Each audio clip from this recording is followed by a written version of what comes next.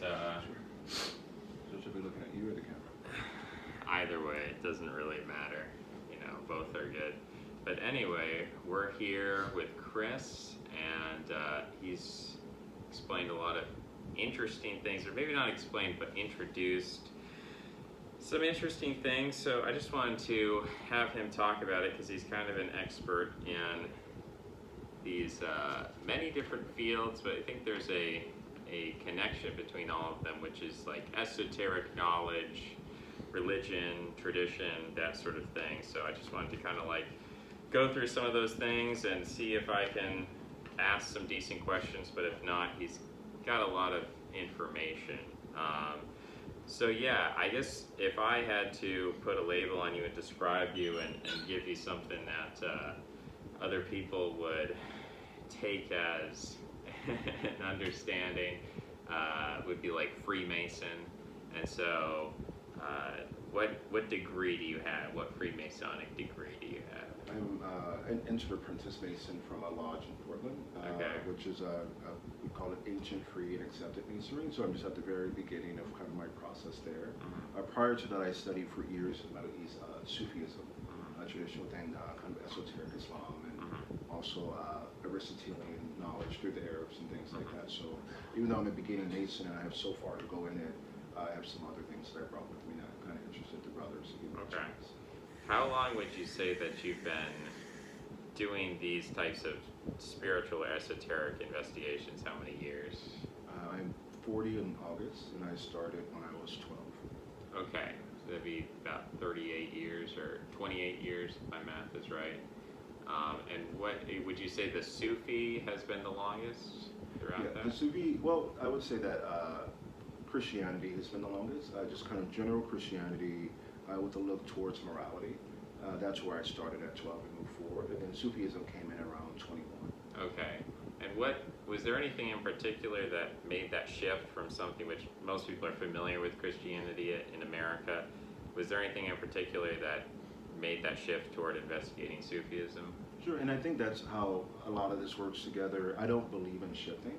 I believe in kind of easy transitioning. So when I went into Sufism has a great love, at least in poetry, of Jesus Christ as a person, and almost as a walking around magician and the prophet. And so I took from Christianity this kind of esoteric Jesus and walked into Sufism completely with everything intact, and just found another person there, and then I took what they had. So I always add to what I learned. I rarely give up anything. Okay. And this is kind of called in a way, the traditionalist path of approach. That at the end of the day, it's not that every religion is correct or has is right. It's that there are certain world traditions that initiate you and that lead you to the same place. And if you can find yourself in those traditions, you almost always have one. Right. So I'm thinking a lot of this was happening about 20 years ago for you, which is about 2000s, early 2000, 2001.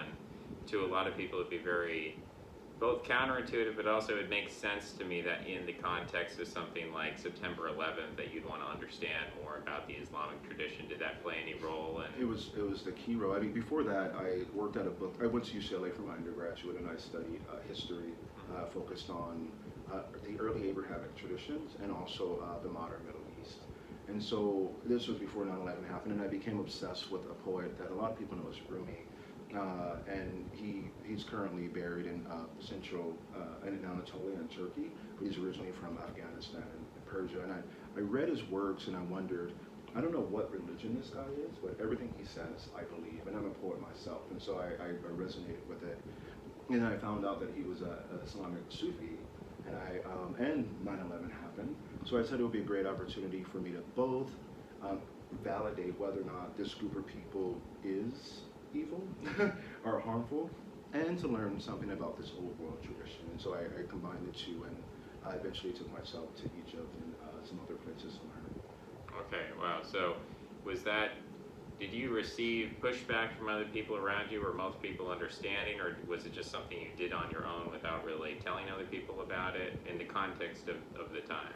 I have a very good way of not being confrontational. I often talk about the absolute beauty of a tradition or something that it's very difficult to argue against. So I didn't really get much pushback. because I was still incorporating all these other factors. I did, within the community, I did find it difficult to figure out where people stood in terms of America and where they wanted it to go.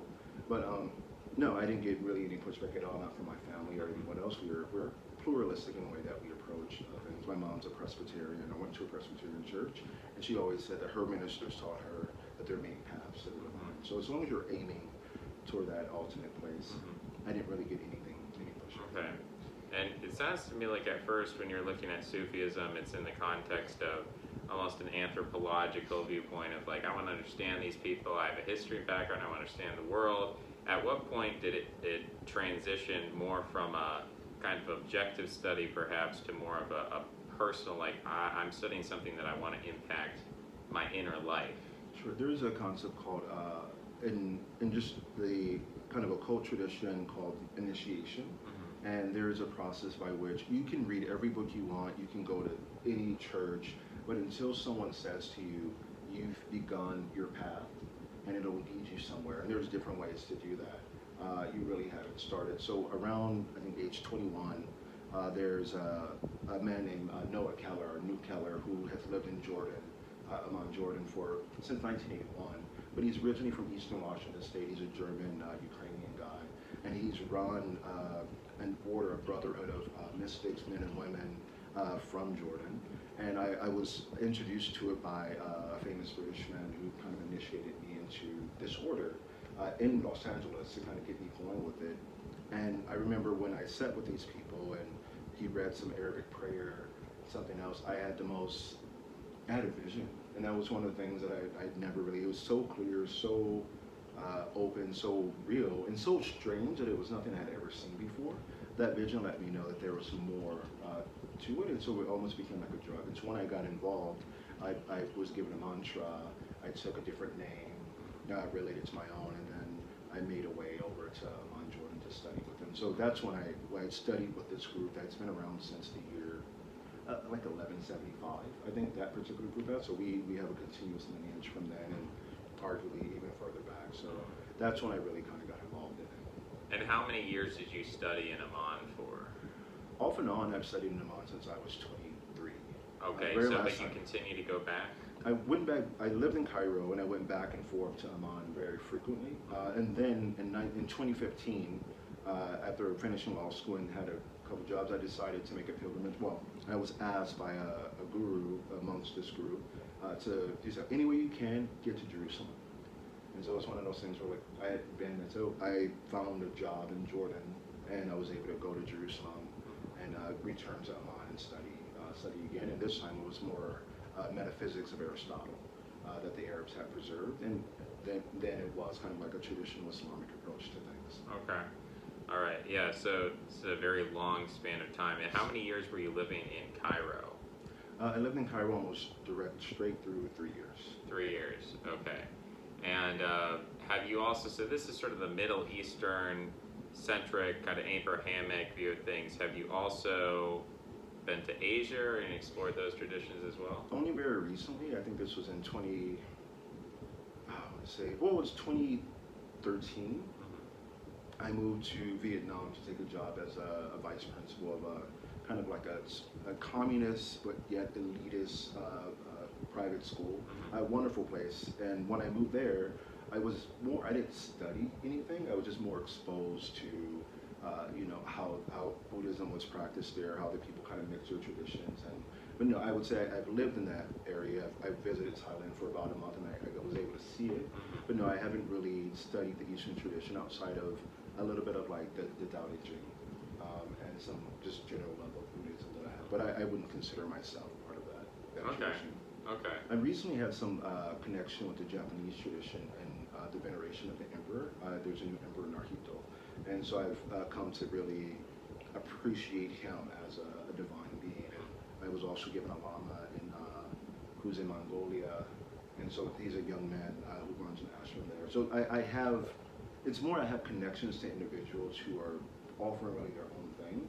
They wouldn't be anything really recognizable probably in the West. Okay, yeah. So this gap, we're looking at the Middle East, we're looking at Asia. I guess the other big area of the world that I would be interested in is if you have any experience with sort of Native American traditions, North America, South America, that sort of thing. My experience with Native American tradition is really identity based. So I consider myself, what the French used to call us, some people find it offensive, Verdache or Verdache. And a Verdache literally was a feminine boy. I think it's what it translates to, or a beard. But it's the whole tradition that they are for not genders physically, but they're people have roles. So women have roles, men have roles, and then there are some people who have the roles of men and women, and they usually are the shamans. They offer medicinal advice, things like that. So I've lived a long time with friends who are Native American. I found out through a DNA test that I'm Alaska Native, about half Alaska Native, a very unique group, and so that led to a lot of discovery. But it was more so in terms of identity and what I'm supposed to do. Like if I'm going to be a part of the community, it's more important to do my job. And then my job, then I think other people have an effect from it. If I give them a medication or a treatment or a mantra or something like that, they get it from one of these types of people. So no, I would say that I've looked at the Mayan tradition a bit. I'm really interested in time and calendars and the progression of things, but I see them just really in the context of people who understood time. I don't have much experience there at all. I do have experience in Europe, but not in the Americas. Okay. And when you say experience in Europe, are you talking about pre-Christian European traditions, or are you talking about the Christian tradition? So it started with the Christian tradition, kind of an obsession with the buildings, and I didn't know this until later, but Freemasonry is consumed with a number of things, but one of them is how a building is built, and then once it's built, how it's used. And once you walk in there, you know certain aspects of the building and why it's there. So it could be a Catholic church, conservative, whatever you find, if you don't like it. But if you were to go into that building and stand in a particular place, it's considered a very holy thing to do. So in traveling Europe, I spent time looking at European Christianity, and only in the past maybe 5 or 6 years have I gotten really invested in like the Norse tradition. I got this tattoo of what was the original father god. It's also considered what Odin would look like, and looked into those traditions and became really enamored by them.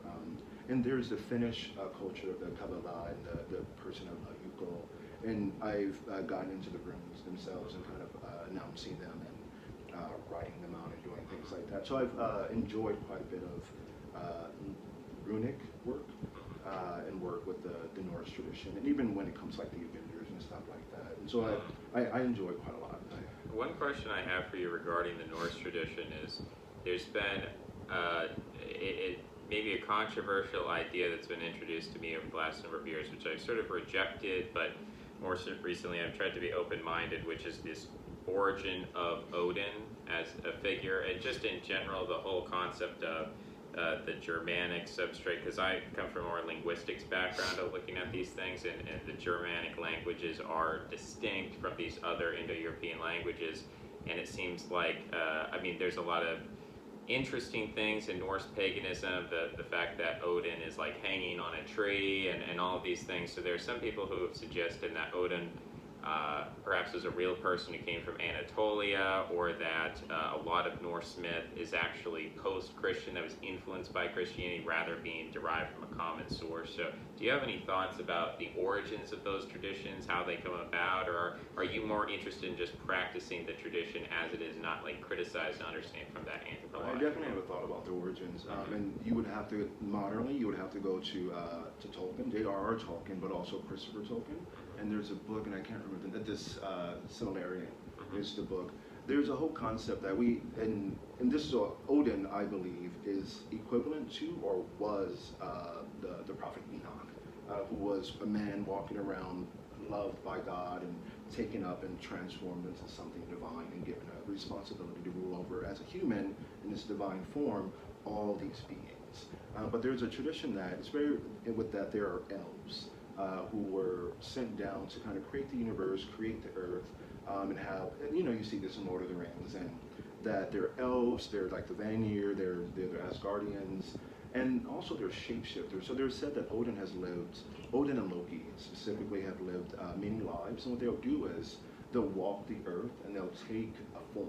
So one of the forms that they loved to take was dwarves. So dwarves were we could classify them as a group now, but they took the form of dwarves, and they would walk around and kind of do things with work, and they also have taken the form of elves, they've taken the form of men, and it's said that they always take a different name. And so the thing about Odin and Loki, and this is kind of the beauty of the Norse tradition, it will run you in circles forever, because if you ask where Odin comes from, Odin, the name Odin comes from a word that's older, and older means ecstasy, pure joy and ecstasy. So he is responsible for providing that. So he will take a different form no matter what. So if you ask him where he comes from, I think he comes from the tradition of the prophet Enoch, and some people think Enoch is Hermes, and he was lifted up. And if you've watched the Avengers movies and all those, Odin is always very specific that he is not God, whereas the others who are there, that they are. So what he would be saying is that he is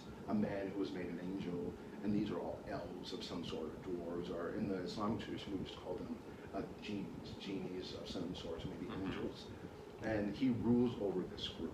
But who he is, what he does, he's changed his identity so much, it is almost better to see him as the source of ecstasy than try to figure out. But I actually think where Odin does come from, and this is with the sigil here, he is after we, maybe 6,000 years ago, transitioned from the mother goddess as our focus, we moved over to the father goddess, or you can say we moved from Isis to Osiris, was said. And the father god became prominent, and he just became a symbol. And so when Odin has some origins, and if as a father god figure, he may have been that being. And sometimes it's said that God will leave his esoteric cloud-like state and take a human form. And so I sincerely believe that Odin is the father god in a form that he takes and walks around the earth. So it's really I'm sure he's given himself a lot of origin stories, and I don't think anyone will ever know where he comes from. But I do think that he was in Central Turkey, there were two other people called there was Freya and Frey, and they joined the Asgardians later, but they were the important people there, so it wasn't really Odin. Odin, I think, still came from father god culture in Mesopotamia, and he may have been a being called Enlil, and Enlil is also the Hebrew god Yahweh. Right. So you still follow in that kind of father god sense. Okay, interesting. Yeah. Something I want to ask on the subject of Odin, because Odin is this, he violates a lot of Norse gender norms in that he's about the runes and magic, and those are supposed to be very feminine and associated. And you talked before about how, I believe you were saying about Alaskan natives and Native Americans in general having a 4 different genders rather than just 2. Is there anything you could say about, what do you think about transgenderism in the West in terms of it almost assigned, male, female, transgender male, transgender female? Do you think that's derived? Do you think that's sort of a convergence? Is there, and what do you think? I'm also interested in terms of the medical industry. Is what the medical industry is the way that it's treating this identity, whether that's spiritual, sexual, psychological, emotional, the way that it's treating that identity, that you then sort of solve it or cure it through some kind of physical surgery or through hormonal injections. Do you think we're going in the right direction of that? Do you think there's misunderstanding, or what would you add to that conversation? So I'll go back to the 4 gender expressions of the Native American. It's not that there's anyone who's transgender. You have, let's say, a male person of like the Navajo Nation will have certain things that he's assigned to do and things that he isn't assigned to do because he's not a woman. You have a woman, for instance, basket weaving is something that it's a woman's work. And so you'll have women who do that type of work, who rear children and things of that nature. And then you'll have a person like myself, who I think I present pretty masculine, and I'll tell you why when we get back to Odin, who does male work, who can do all this stuff, who want me to fight a war or something, but who's also comfortable taking on female roles. And you'll have women who will do all her roles as a woman, but she'll go out and be a warrior. And so it's just the concept that you're able to be dualistic, not that you're transitioning and that everyone else is being singular. And in terms of Odin, I don't know if you are comfortable with magic. but it involves magic. So in the Norse tradition, there are mainly two schools of magic. There's, let's just say there's sorcery. I'm trying to remember the name of it. And that particular sorcery is very masculine, and you really use kind of a lot of force, a lot of aggression, sometimes drugs. People think maybe Skyrim, and shouting. You get something called like Othodud, which are kind of beings that you take a certain form, and you have the berserkers. Like the werewolves. Yeah, the berserkers, and you have that's a form of that type of magic. There's another form of magic, and this is where Odin comes in, called Siddhar. And Siddhar has rules, and the rules are held by. It's funny that his wife Freyja is the queen of the Norns, and the Norns are a group of people who set certain rules if you use their magic. And so women are able to use it just from their gender standpoint, and it involves herbs, it involves the runes and incantations, and a number of things like that. So if the man even just uses that magic, he's considered feminine, but it's also considered important that he's had a sexual encounter and a receptive sexual encounter to be permitted to do this magic, to be given the Hymen experience, it's called. And so once that happens, and that's where you get Odin and Loki, and Odin at some point did this, so he could use his magic, and his magic is extremely powerful. It's very rare that men who aren't practicing it are ever able to undo it. And it said that if you practice it, then you come under the rule of the Norns. And there are certain stories of Odin where you see Freyja coming down in her swan-drawn carriage, not as his wife, but as the queen of the Norns, to say, you are one of our people, you are under our law, I expect you to do this because you practice our magic. So even though he's who he is, he does that. And you'll find other people who insult him and say, oh, you practice woman's magic. But in the end of the day, it's not about transgenderism, it's about what does it take for me to use that skill set. And so you have to receive a certain initiation to do so, but it has nothing to do with femininity, it has everything to do with an available source of magic that you take on. Now when it comes to like transgenderism, it depends on, I think you have to start first with the intersex or hermaphroditic community. These are people who are born with some aspect of dual genitalia and are asked at some point to make a decision of what gender, based on their genitalia, that they prefer to present as. And so it can be a very difficult process for that person. So that's a very medical experience, like having a sixth toe or something like that. You want to cut that sixth toe off or keep it. Sure. I think transgenderism, there has been in Latin American culture and other cultures, the concept of a man dressing up as a woman. And so if you are a man who wants to have sex with him, he has to be dressed as a woman, so you don't have any conflict. So there's an origin of it that was just purely sexual.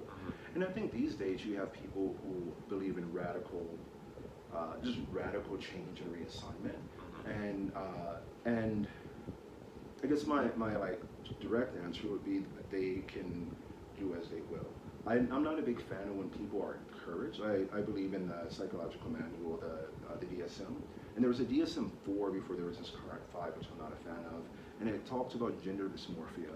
And it says that you used to have to live 7 years as that gender before you could even consider any form of surgery. And so you can, and you had within that 7 years an opportunity to go back. And so I thought that was a lot more healthy approach. I have no bias against it. I don't know why. What my bias is against its promotion. Because it's something that used to be a very natural process. A person woke up one day and understood that they were gender non-conforming. So you have a whole group of people who are called genderqueer, who just refuse to present as any gender. But they don't really have any alterations of themselves. And you have people who transition completely one way or another. And I think it's kind of part of a neoliberal environment. If you have a neoliberal environment and I can get tattoos, someone would argue, or I can be circumcised, or whatever the case may be, someone else may say that they could become a different gender.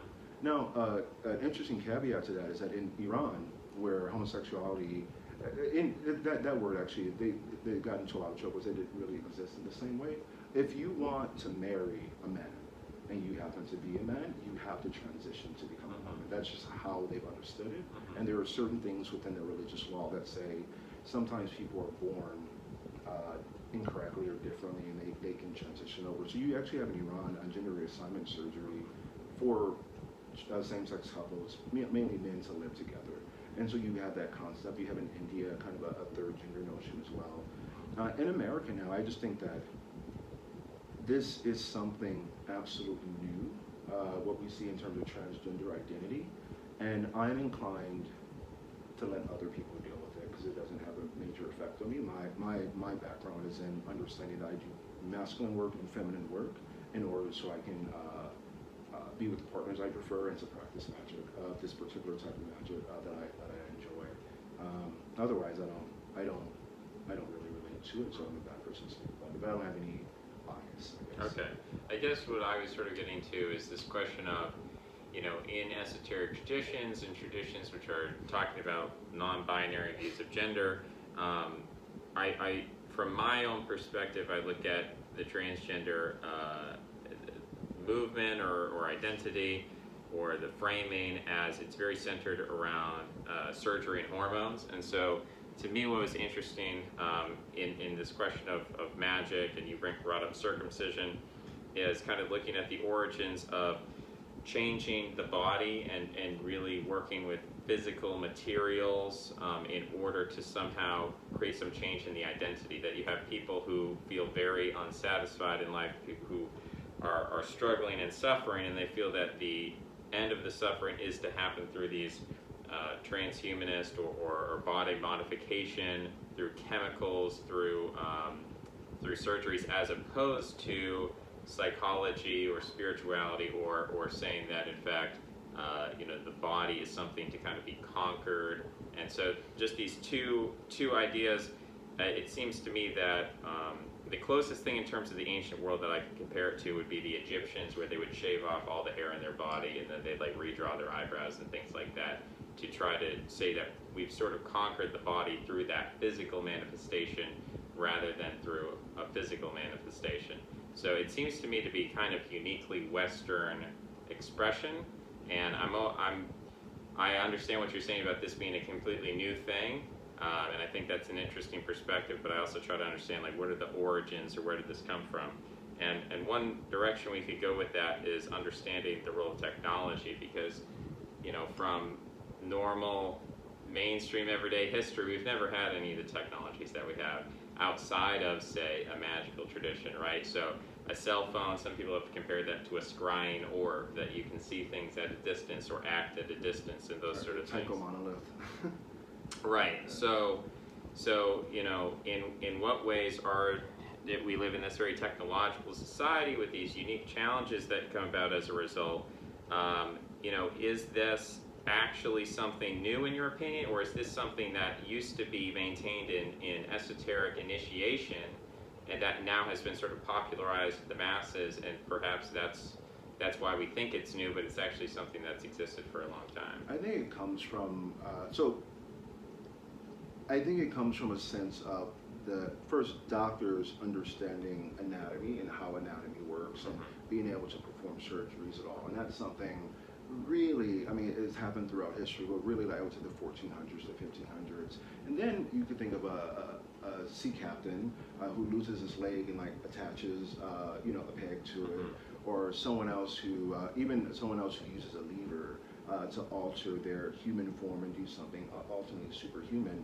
I think when you get into the late 1800s and the Industrial Revolution, men and women women had their bicycles, for instance. Men were working in factories. And for the first time ever, it was as if they extended into a machine, and that they were able to do great things with it. And over time, especially with the wars that we fought, you found people replacing limbs and appendages with metal, just to walk again. And one thing that happened quite a lot, unfortunately, in the Civil War and on, is that men would lose their parts of their penis. They would become effectively, they would become types of eunuchs. And so you would have a kind of a choice in trying to reconstruct the penis some type of way, and that's still quite difficult to do. Or I think you had a choice of kind of just removing it altogether. Had nothing to do with your decision to be masculine or feminine, but I really think it has an origin there. You also have some women whose vaginas just did not open very wide, and it became a kind of a conflict for them. And so either you could try to open it more with some type of surgery, or you could she would find something else. So maybe her partner, she would find one female partner who would mind it, or a male who didn't, who didn't mind that there. So I think we had difficulties through war and other reasons where people began to have their genitals modified for medical reasons, for reasons of war. And for instance, Tupperware is something that came from the space program, or Velcro, and a number of things like that. Once you give the military transitions their technology 30, 40, 50 years later to the general public, you use it for something else. And so I think what you found is that people just decided, well, maybe you had some castrations that had something to do with like molestations or rapists and things like that. So that was another way that the penis could be modified. Or women could like stick something into their penis and into their vagina and simulate a penis. These things were happening, and then it became something more sexual. And I think that if you already knew a surgery that could fix or remove a damaged penis in war, somebody may have decided that, well, why not remove my penis? And that was the first part. Then, can I make this a vagina? And then they did that. So you had people begin to experiment with it. And I think it's a result of really technology. And I think in the future what we'll have is, I'm a big fan of almost everything Elon Musk does. And the whole Neuralink chip will make it a lot easier for a person to truly be, whether it's a man or a woman or a dog or whatever they want to be. They could take on a particular role. And we have more than enough technology to, I think what we're going to find one day is that people are just going to be able to choose which genitalia they have at the moment and kind of go back and forth. And I think there's whole, I don't know if you're into like alienology or things like that, but there's whole concepts of, we have two genders officially, and you have these group of people called the Venetians who have 4 genders, and you get to the Pleiadians and they have 8 genders, and the whole concept is they're able to change their genitalia according to the partner that they prefer.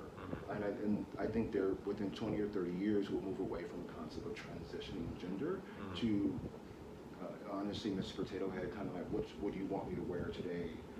You have that already, kind of in the lesbian community with strap-on, but like what do you want me to wear today? So I think it's getting to the point of variety. How many shirts do I own? How many contacts do I own? How many genitals do I own and can manipulate? Can I put on breasts that are better? Or, and just when offered choices, human beings tend to make choices. And so I don't really think that all the rhetoric about the transgender community, I think they are a blip in time of a technology when we are now applying, I don't like to call it transhumanism, I think it's just, we've done this forever, we are now applying machinery and technology, T-1000 type stuff to people. We're Iron Man, and we're doing that kind of thing. Iron Man wanted to put on a suit, he can make it anatomically correct if he wanted to be underneath himself. So I think that's just it, we want variety in how we're going. I think we're just at a middle road where the focus is all on people who are transitioning from one gender to another, but knowing that whole history, there's nothing very strange about it, except what I don't prefer is when youth are encouraged to do it and pushed to do it. If a 9-year-old is gender non-conforming, he doesn't even produce testosterone. I mean, he's not producing semen yet for the most part. And so usually you would give him 7 years till he was 16. And then at that point, if he still wanted to transition, maybe, okay, fine. But maybe by the time he's 16 and his penis has grown 4 or 5 inches, he may have a different perspective on life and want to say himself. So I think it's inappropriate to modify children. But otherwise, I think I'm fine with whatever they want to do to themselves and their bodies. I just hope it looks better over time. Yeah. One of the interesting things when we're talking about this concept of the person in here, the person you really are, and then sort of putting on parts, Mr. Potato Head style. And we're talking about technology, you're talking about technology of war, anatomy, surgery, and so on. But what's really interesting to me is the perspective shift that comes with the internet. So you can go on the internet and you can put on a persona of being any gender you want, any age you want, you can be anyone that you want. And that allows people to put themselves in the mindset of, what if I was like this? They can choose an avatar. What if I was an anime girl as opposed to, whoever I am?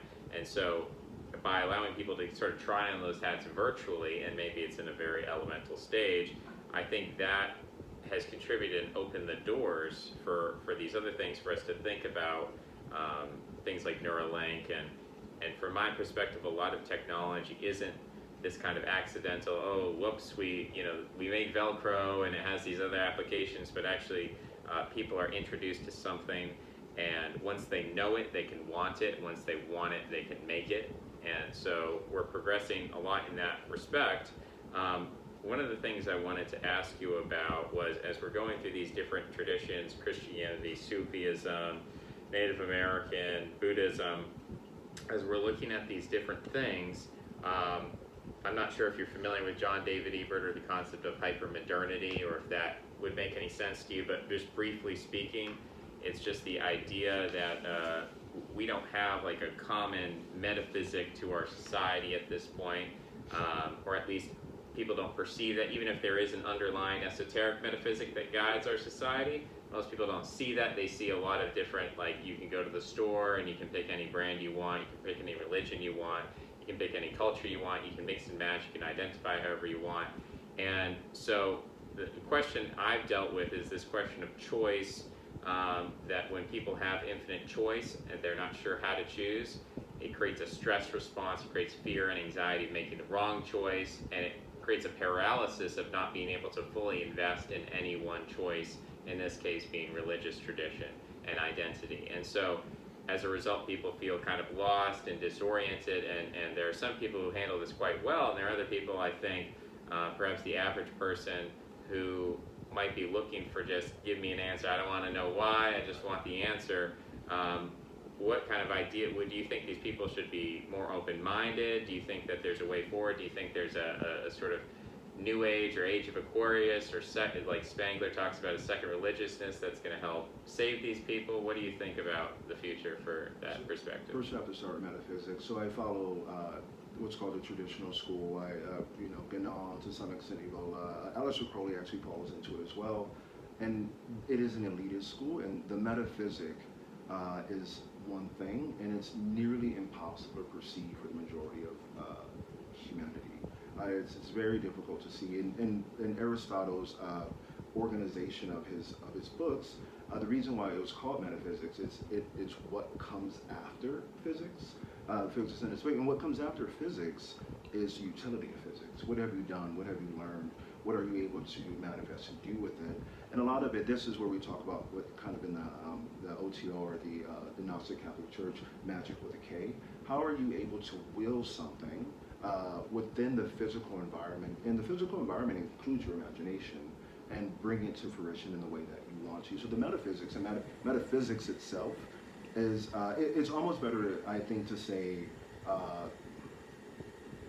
intentional spirituality, or Gnosticism actually works a lot better. I prefer the word Gnosticism. Gnosticism kind of means I want to know inherently what is going on and how it impacts me, and then maybe I want to have some feeling with it as well. And metaphysics is, I still believe in a very elite study, and it reminds me when Plato is describing the good.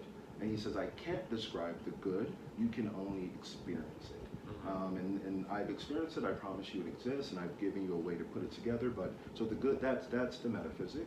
But going back to I'm trying to remember, choices. I think that our understanding of heaven, so the Judaic conception of heaven is, a lot of these angels and beings just came down to earth and did work and took off, and sometimes they took people with an Elijah or Enoch or Ezekiel, possibly Jesus kind of took, we don't know if he left on a spaceship or gave up some kind of spiritual essence.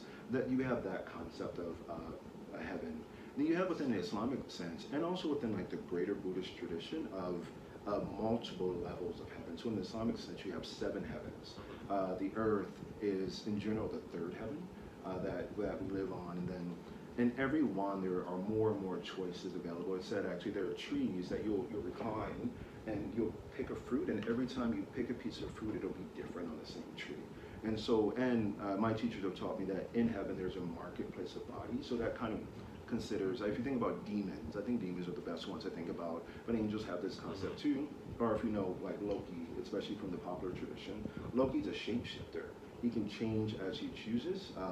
I think he does this not by changing his physical form, but by applying kind of a hologram over himself, and then people become convinced that hologram that they see is him. Or from Tolkien, Sauron originally takes on a beautiful form as opposed to the one that we see in the movies. Right, and so that's something that is possible. So the concept of being able to choose how you appear is just kind of inherently a human thing. And I think that as long as, I think it's healthy, I think it's fine. I think that we're always told in the Sufi tradition that heaven won't be boring. And heaven won't be boring because you will have these immense amount of choices that you can make, and in an instant they can take place. Some people believe that that's decadent, and that's fine. And so I think their choice would be not to do it. But I don't see any problem at all in having as many choices as possible, except that you can become, without proper guidance or anything, you can become very, very distracted by it. But whether it's art or anything else, I think that the ability to choose is significant, and it's only when you take a spiritual tradition that maybe you'll limit choices or couch them into a particular area just so you can have a unique experience. So I've gone through several traditions because within those traditions, they make different choices. And I can go in, I can learn, I'll dive my time as much as possible, and then I'll see if I can take some of what I've learned into another place. So I'll go to, so I don't feel restricted in a tradition. I just find another that I can gain more from. And so I don't see choice as one day I'm this, one day I'm that. I feel like I'm able to amass kind of like a sphere of experience that kind of is iridescent. Kind of like if you think about the star Sirius has like this, Sirius A has an iridescence to it. And if you really look close at it, you'll be able to pick out the different colors and understanding. But I'm comfortable with a holistic approach, and I think that choices ultimately lead to a completion. I think after a while, people make a bunch of choices, and then they look around and they see what they have, and then that is what they've chosen, and then they die. And so I think choices is fine. I think it's fine to buy things, and I think with anything we need to. I like packages. So here, just take that package for a while and see what you think of it. But I don't find any personal issue with choice, except within certain traditions that would say, and it is decadent. And if you're afraid of decadence or Maya or things like that, if that's not something that you want to be involved in, then I would say avoid too many choices. But if that's not your concept, if that's not your tradition right now, I don't find it a problem at all. Now, the choices may have consequences, and then that's where law comes in, that's where enforcement comes in, and we may tell you, you can think of any choice you want, but here are the limitations you have on making those particular choices. But I think it's healthy to think of it. So I don't have any issue with choice at all, and I think it's quintessentially human to be able to make them. And I think at the end of the day, most people are limited by their intellectual quotient, their place in society, about which choices they can make and which choices they can understand. And so there is a natural way of limiting choices in the world, which is inherent to the brain and to the environment. So I don't think it's out of hand. Okay. Yeah. One of the things I was trying to get to is in the discussion of the age that we live in being radically different from previous ages is to say that, typically you'd have a Christian society where almost everybody is Christian. Maybe they don't even understand Christianity all that well, but they understand the label, they understand the identity. Islamic societies, Jewish societies, even if these would be small communities within larger societies, they would still have that sense of, this is who we are, and I don't have much of a choice. Spinoza famously was one who started to make that choice to leave that community famously, but at that time he's a very rare individual, so the vast majority of people, they're born into a society, and they have a certain worldview, a certain identity, a certain religion that surrounds them. We're in a very unique time where, from your perspective, I hear you talking about the benefits of being able to say, oh, no, I'm not locked into a particular tradition. I can go to different traditions and I can learn from that. And there might be consequences. Right, yeah. And so I guess that was something I was trying to push out is for a lot of people, they're really feeling those consequences. They're not feeling the benefits. And for those people, how is there any advice you would have into how to leave this state of ambiguity? Or I don't know if you ever seen anime Neon Genesis Evangelion where Shinji's floating in this vast infinite space and say, you can do whatever you want, you can be whatever you want. He says, no, I want a firm ground and I want gravity. I want to stand on something and be limited. And so is there a path, you might use the term path of initiation, a way to go from that state of ambiguity into a state of certainty and faith? Yes, and I'll get to it in just a second. Okay. So, forgive me, Masonic brothers, if I say anything I'm not supposed to as an entered apprentice, but what I learned from my teachers in the Sufis is that there is nothing that happens on this earth that isn't written previously in a book somewhere. Basically, there are groups of people who have, for thousands of years, hundreds of years, designed and organized almost every single plot of land upon the earth.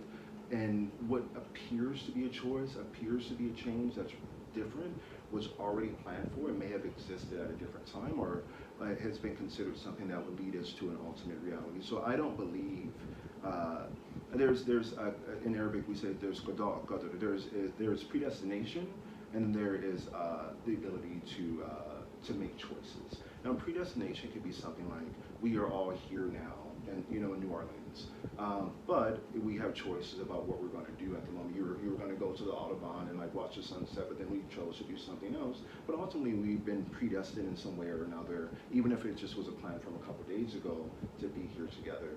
And so that's that. So that's the first point. Is I actually don't believe that there's. I think there is intelligent design, and I don't think it's God. I think it's people and certain others who are interpreting things and causing the world to be a certain way. But if you didn't hear any of that, and because a lot of that's very difficult to get into unless you're part of that group, and that goes back to certain concepts of elitism. What I found on YouTube, the best thing that you can look for is something called the Kybalion, Kyballon. It is written in it's written sometime in the 1910s by three initiates. These are well-known people within esoteric communities. They're very smart people. And what they do is they give what are called the 7 Hermetic laws. And again, it goes back to the Enoch tradition. It's somewhat Egypt, somewhat Atlantis. And there are 7 laws that explain, for instance, correspondence or vibration or a number of other things. If you go through those 7 laws, spend I would say listen to it once through, and then spend as much time as you need to and you can get the book too, but it's something when you listen to it, you go through those 7 laws of reality, then you realize there are categories. So there are categories that exist, and you're able to look around you and say, okay, these are the things that are. And are in that would be art in that sense. That would be the best explanation of metaphysics if it could be explained as these 7 principles. And once you have these 7 principles, then you know that what you thought was a choice isn't really a choice. It operates on a different principle, and that principle has and they'll teach you that principle has a direction that it goes. And so I spend a lot of time I use a lot of the law of correspondence and the law of vibration. The law of correspondence to when I go through different traditions, I try to figure out what names do you call these particular beings here, how do you operate certain things, what is the correspondence between them, and then and if you care, you can go back as far as you want to in history and figure out where that started. There's also the law of vibration, and that has a lot to do with mantras, and so whether it's the Om or singing in church or something like that, there's something about using our throats to vibrate our own bodies and how it reacts and how our cells react and go with it. So that's a law of vibration, and it extends out from there. So people want to know what really is a choice and what isn't. I would say the 7 Hermetic laws from the Kybalion are very, very helpful to know it. And then after that, once you have a foundation in what is possible and what is real, what isn't real, what's just kind of a design. I don't know if you've heard of the book Simulacrum and Simulation. It kind of comes up in the Matrix. It's one of my favorite stories with it. It says that basically you had the earth, or at least a kingdom, and you had a king who wanted a map that literally covered his kingdom exactly as it was, and it covered it all, almost like a rug would cover it. And eventually that rug or that map stayed, and underneath everything degenerated.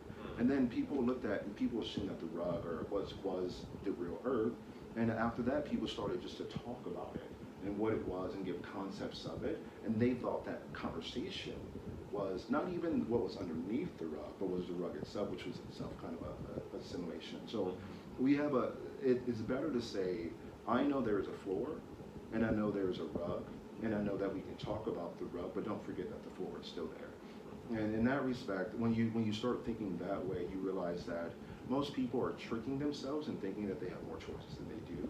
Okay. And they often don't know the foundation of what's there. So if you want to learn, it'll be the Kabbalion, the 7 principles, and then beyond that, honestly, it changes your perspective on how it's more than a philosophy. It changes your perspective on how to look at the world itself. And after you go through it, you are rarely confused by what you see. And if anything, you have to prevent yourself from manipulating other people and their reality when you know this stuff. Okay.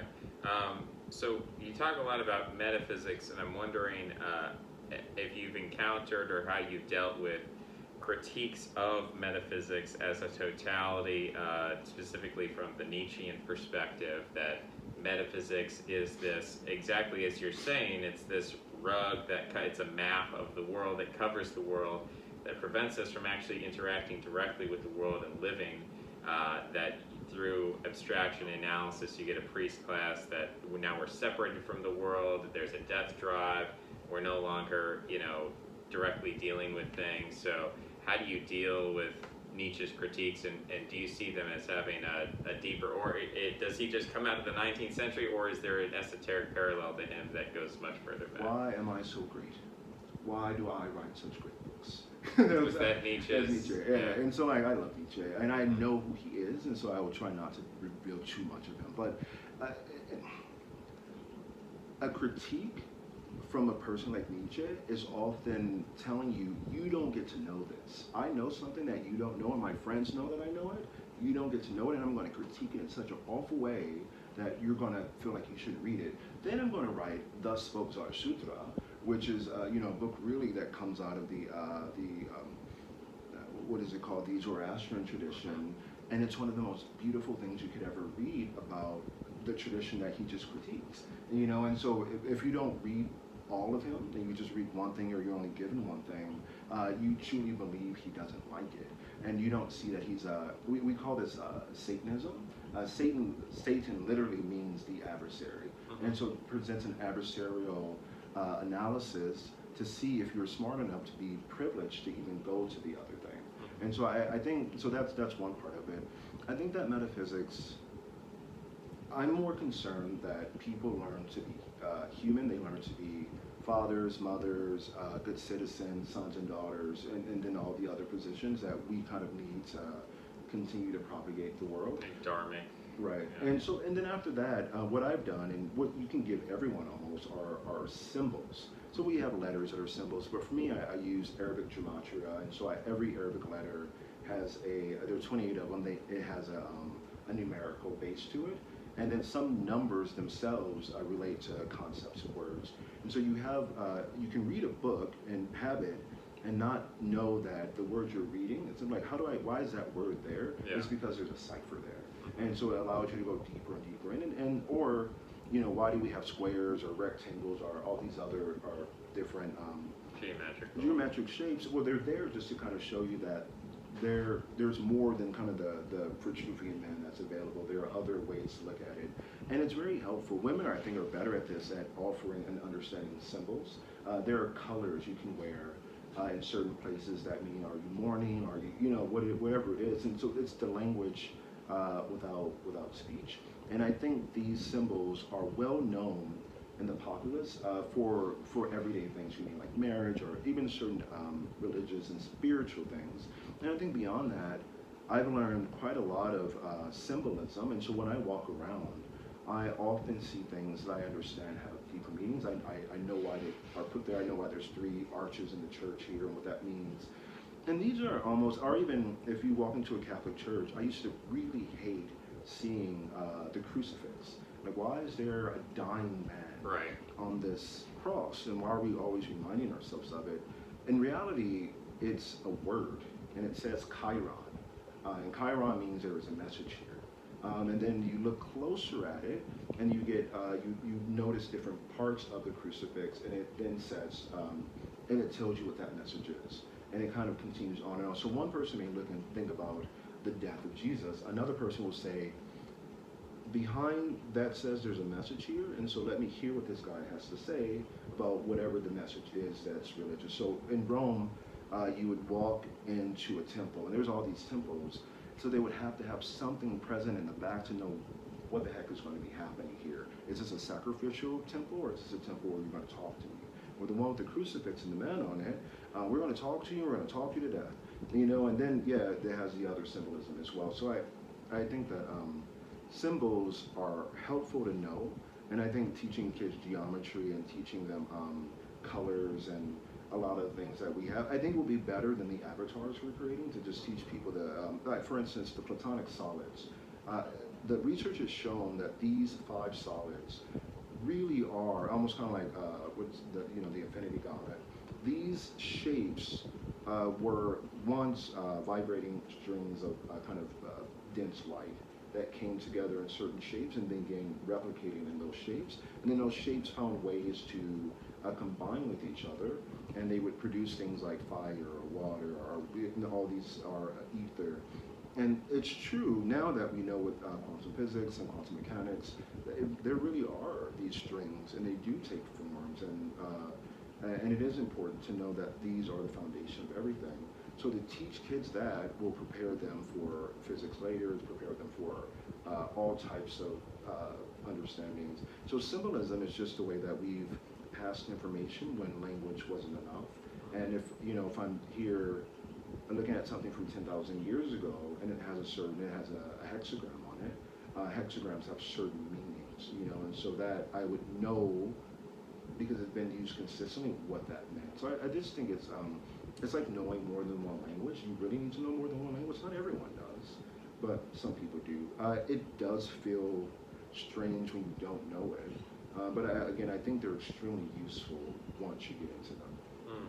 You mentioned Atlantis before, and I was wondering, how do you view that concept? Is it more metaphorical, historical, the evidence for that, the impact of that? How should we think about a concept like Atlantis, which is pretty recurring? Tolkien had recurring dreams of it. He called it Numenor. The Greeks, we get the concept of Thule, and so where do you place it, Atlantis? I'm a forensic historian, and so what I did was I read it and just accepted that the descriptions of Atlantis and the wars and everything that happened were extremely realistic, and they seem so realistic from a historical standpoint that I imagine it did occur. So you have Plato's famous line. It says, oh, and usually you're told this, and it's incorrect, that there's only maybe a paragraph or less that Plato wrote about Atlantis, and in a day and a night, the great temple was flooded and gone. And I can't remember which book this is in that he wrote it. And there's another book, and I was able to record it on my page. It's called Critias, C-R-I-T-A-S. And Critias comes from like a Turkish word which kind of means Goracha, a wrestler. And so basically, Plato titled this, I'm going to wrestle with you for a little while. And I call it the creation of the Atlantic state. So you have a description. So you have the rest of the story. You get that line at the very end. It talks about this place, and he says, in this book, Critias, he says, Atlantis, I got this information from my grandfather, Solon. And that's around the year 550 BC. Solon the lawmaker? Solon the lawmaker, who may have been Solomon. There's a lot of interesting, so Plato may have been a grandson of Solomon. But he is called Solon in Greece and Solomon in the Hebraic areas. And so, yeah, the lawmaker, and he went, and so Plato said, honestly, if you read it, it reads like the introduction to any book. So he says, I got this from my grandfather, Solon. And he got this in Egypt. So when he went to Egypt, they had it in their language, and they had translated it from a book, and they threw the book away. So they had a book, they translated even the names of the gods and the places into their language and their understanding. So Plato had asked you, the reader, so I know this isn't what it was called, but the Egyptians translated it into their language. So when his grandfather Solon did it, he translated everything into Greece and into Greek and how they understood it. And so you have a whole book where he describes in detail that you would find in an architectural journal or like maybe the Army Corps of Engineers, this large land where that was divided by 10 rivers. He describes certain structures that were in places. He gives certain names and understandings of where they were. And he says this land and this event that kind of ended it was 9,000 years before today. And today was 550 BC. So he's saying in 9500 BC, he's dating this, which is in history, something really important. In 9500 BC, this land existed. And I'm a firm believer, and the way I organize it is that this land, and the first Atlantis is the United States, which is the continental United States now, because all the rivers that he describes are here. There's names in Florida and in Oregon that are still the same names from this book from 550 BC, which he says came all the way back from 9,000 years before. I've gone places in the country where I've seen it. And then what it said happened is there was 10 kingdoms, kind of like Game of Thrones, and the rule was they were ruled by Neptune. And the rule was that they just had to treat their people fairly, but they can organize themselves any way they wanted.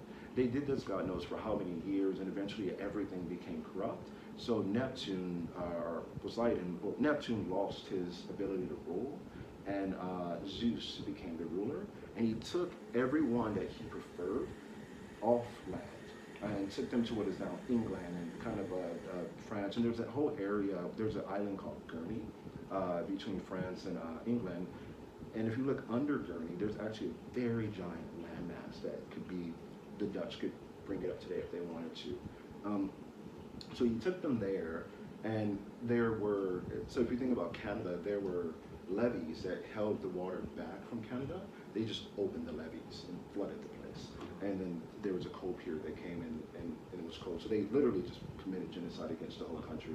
And they moved themselves to England. And this is the Atlantis we hear more about, that in England and these areas there, they reconstituted themselves. They tried to make things the way they were again, tried to reestablish the temple.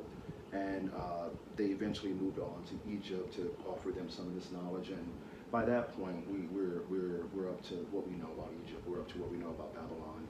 And so when I found this book, again, it's a legitimate book that he has. What I did was some of the measurements I had to change to Babylonian base 6. And when you change it to base 6, they fit the United States perfectly. Okay. And so I believe not only that it existed first here, and then once we were corrupt, we moved over to Europe, and then we moved the other way. So when people came back, this is what happened in the 1000s, the 1400s. The notion was they were going back to where they came from, not that they were conquering a new land. But that wasn't known by many people. So that's what I found. And another question I've connected to this is the Black Sea flooding that happened around 10,000 years ago as well in the area that would be connected with the origin of the chariot and these other innovations. Is that connected to what was going on in Atlantis? Is that a completely separate thing, or? You're going to see that in about 35 years. Basically, it's just melting ice. The Earth breathes, so it takes inhales and things freeze, and exhales and things kind of they warm up. And of course, there are other factors that help. But human beings are part of the Earth, and the fact that we are making it warm up is almost why we're animals on the Earth. It's just kind of something that we have been forced to do, and we can try our best to stop it. But so you'll see this there. You'll see this in northern Canada. That when that ice melts, it will first flood into kind of underground channels that feed the Black Sea and feed different other, like all around the Netherlands and places like that, and the water will rise. And this is it happens. It happens every 10,000 years or so, and we didn't really know 10,000 years before that what was going on. So this is a natural occurring event, and what you'll have from the Black Sea and some other areas, you'll have the Bosphorus and the rivers in Iraq. They'll begin to flood, and in the Middle East, they're actually excited about this because they say the Middle East will go from being a land of sand to being green again. They remember when it was green. So it's a form of irrigation, and it would be best for people just to move as we always have moved to somewhere else where it's not happening, and then wait till the water goes away. Yeah, it's a natural thing. It's become, I'm sure it's been mythicized, but it just happens. Right. So you're referring here to problem of global warming and sea levels rising, one of the things that I get frustrated with when we start talking about environmental change is that people are very focused on sea level because that threatens a lot of wealthy property owners who are on the coast who maybe are worried about that, or it seems to distract, from my opinion, from a lot of the pollutants. Because CO2 is not toxic, it's not polluted, it won't change your DNA, nothing wrong with it except for the warming. But as you said, we can move to colder places, we can move around, but one thing that we seemingly can't move from, and that I'd like to hear what you have to say, is plastics and pollutants like mercury, things that have, now you can't eat too much fish because there's too much mercury in it, or there's mountains of trash floating in the ocean, that there's microplastics everywhere. It's changing our hormonal interactions. That worries me and worries some other people. So in terms of this, is this something that there's something in history we could see a parallel to that, or is this a new challenge? How do we deal with it as individuals? Is it something we just accept as part of our reality, or what do you think it's about it? It's not a new challenge, but we have different technology. So there's this book by Philip K. Dick, Man in the High Castle, and it became a television show. Outside the entire premise of the book, there's one part of it where it says that, because in it, Germany wins World War II, and Japan also wins, and so they conquer different parts of the United States, but they go on with their technological work, and there's a history that says that there was a giant rock at Gibraltar that kept back the Atlantic Ocean. Right. And at some point it eroded or was taken Right. away, and then the Mediterranean itself was flooded. Mm-hmm. So basically what I got from this book was that they just said that the Germans emptied it. What I took from it is that we don't think 3 steps ahead. I looked at how deep the oceans are. So for instance, the Gulf of Mexico here is about 5,000 feet. The Atlantic is about 15,000 feet. You have the Mediterranean, that's about 10,000. The Pacific Ocean is like 35,000. They're leveled. And you have an entire continent, the northern part of Africa, that is completely covered in sand.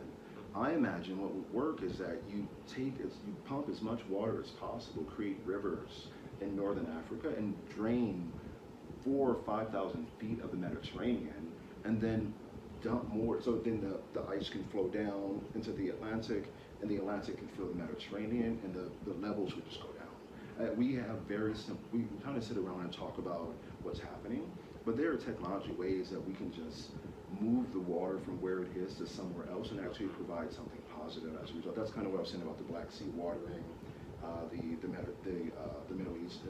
And here in America, I have an idea. I talked to a man in Wisconsin who's running for governor. His name is Jonathan Wickman. I said, what I would really love for you to do, if you are able to, you win, is because I have a native, it's called First Nation in Canada, and native, Alaska Native and Alaska and other things. There is a lake, I can't remember the name of the lake, but there's a lake at the very north of Canada that is expected to fill with water from the Arctic. And I would love if we would just, instead of drawing canals for oil sands, there's far more efficient ways. We could just send trucks down to the Gulf and send it over to the Middle East, we'll mix it. Again, this goes back to Plato's Critias and Atlantis, and that concept of Atlantis. You just dig rivers, you dig canals, and you dig a canal all the way through to the Rio Grande, through the Southwest, you dig a few others, and then you water the United States in places where it isn't water, you truck to sea level. And then you have more navigable places in the United States. So these are things that we have done. We've dug canals, we've done all this, the Suez Canal and otherwise, and if we were to do this, if we were to drain the Mediterranean onto the Sahara Desert, if we were to draw rivers from the north of Canada through American water places, there wouldn't be rising water anymore. And I think these are things that we can do and should do, and then people might be angry that we're not arguing anymore, but then there won't be arguments about flooding. And then we can talk about if we should use some other products. I'm waiting for 3D printing to take control of things, and I hope the materials that are used for 3D printing are biodegradable. So I hope we just go through a major Madison Avenue revolution. That's what it's going to take. It's going to take advertising. It's not going to take any politics, and make people desire things that fall apart, things that crumble, things that you can just kind of throw away and become mist. or become ash or something like that.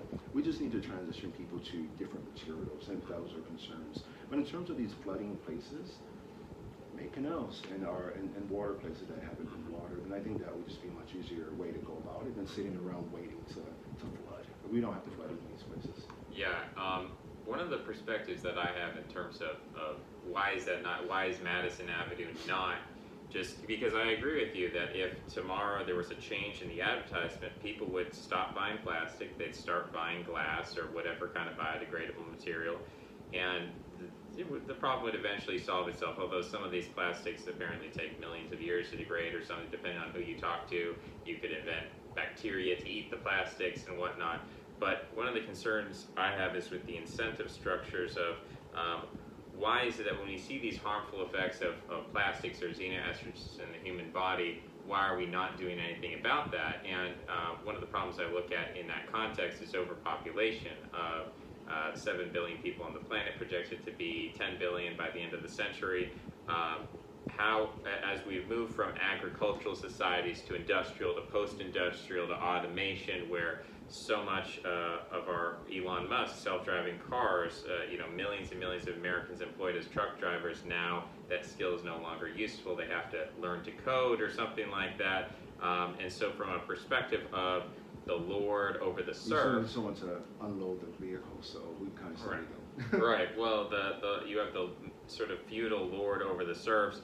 He's not trying to poison his serfs with xenoestrogens because he needs them to perform useful labor for his own power.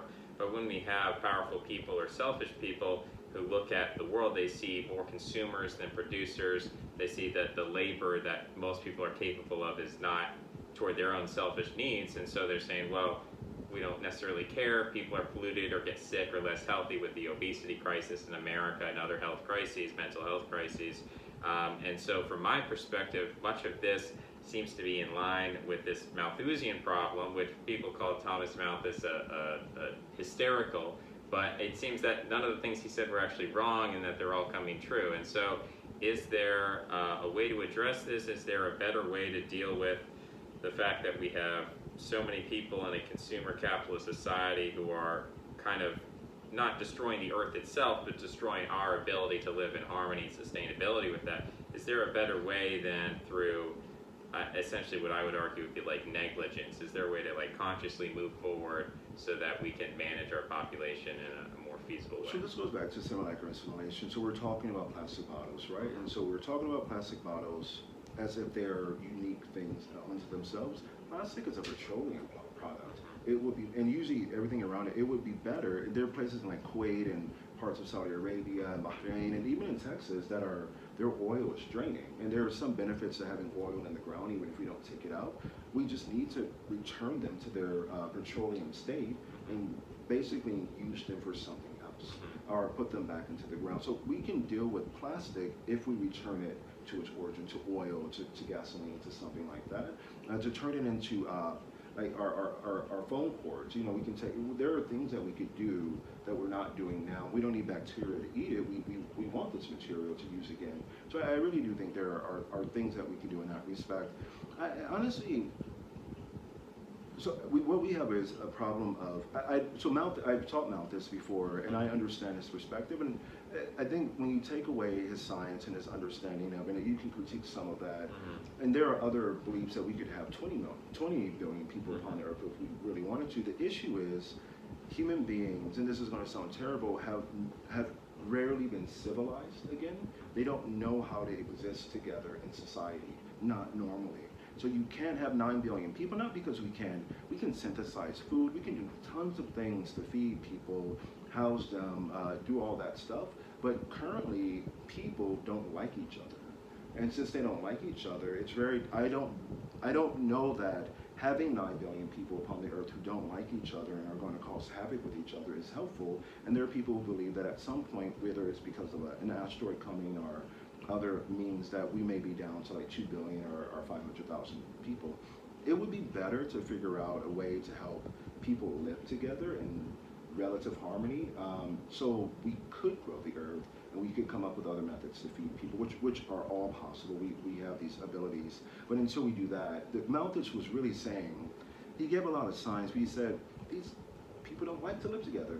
And so how are we going to continue going forward? And then he made this environmental argument which people stand with. So I do think that in an ideal world, so to speak, we would get people to respect each other more, or at least find ways that they can be together. But right now, I think we're not doing a very good job of that. So we're going to have to find creative means by which, I think this is where you have to, there's a concept in labor, think globally, act locally. I think you need to find your community, whether it be your nation, your city, your people that you gather, and you all live together in reasonable harmony, and just keep going. Because I think you're going to find whoever these elites are, whoever these people who are making these decisions, when they see that, when they see these harmonic communities, these are the ones who will be encouraged, will be given funding, will be giving all the great housing as this is moving forward.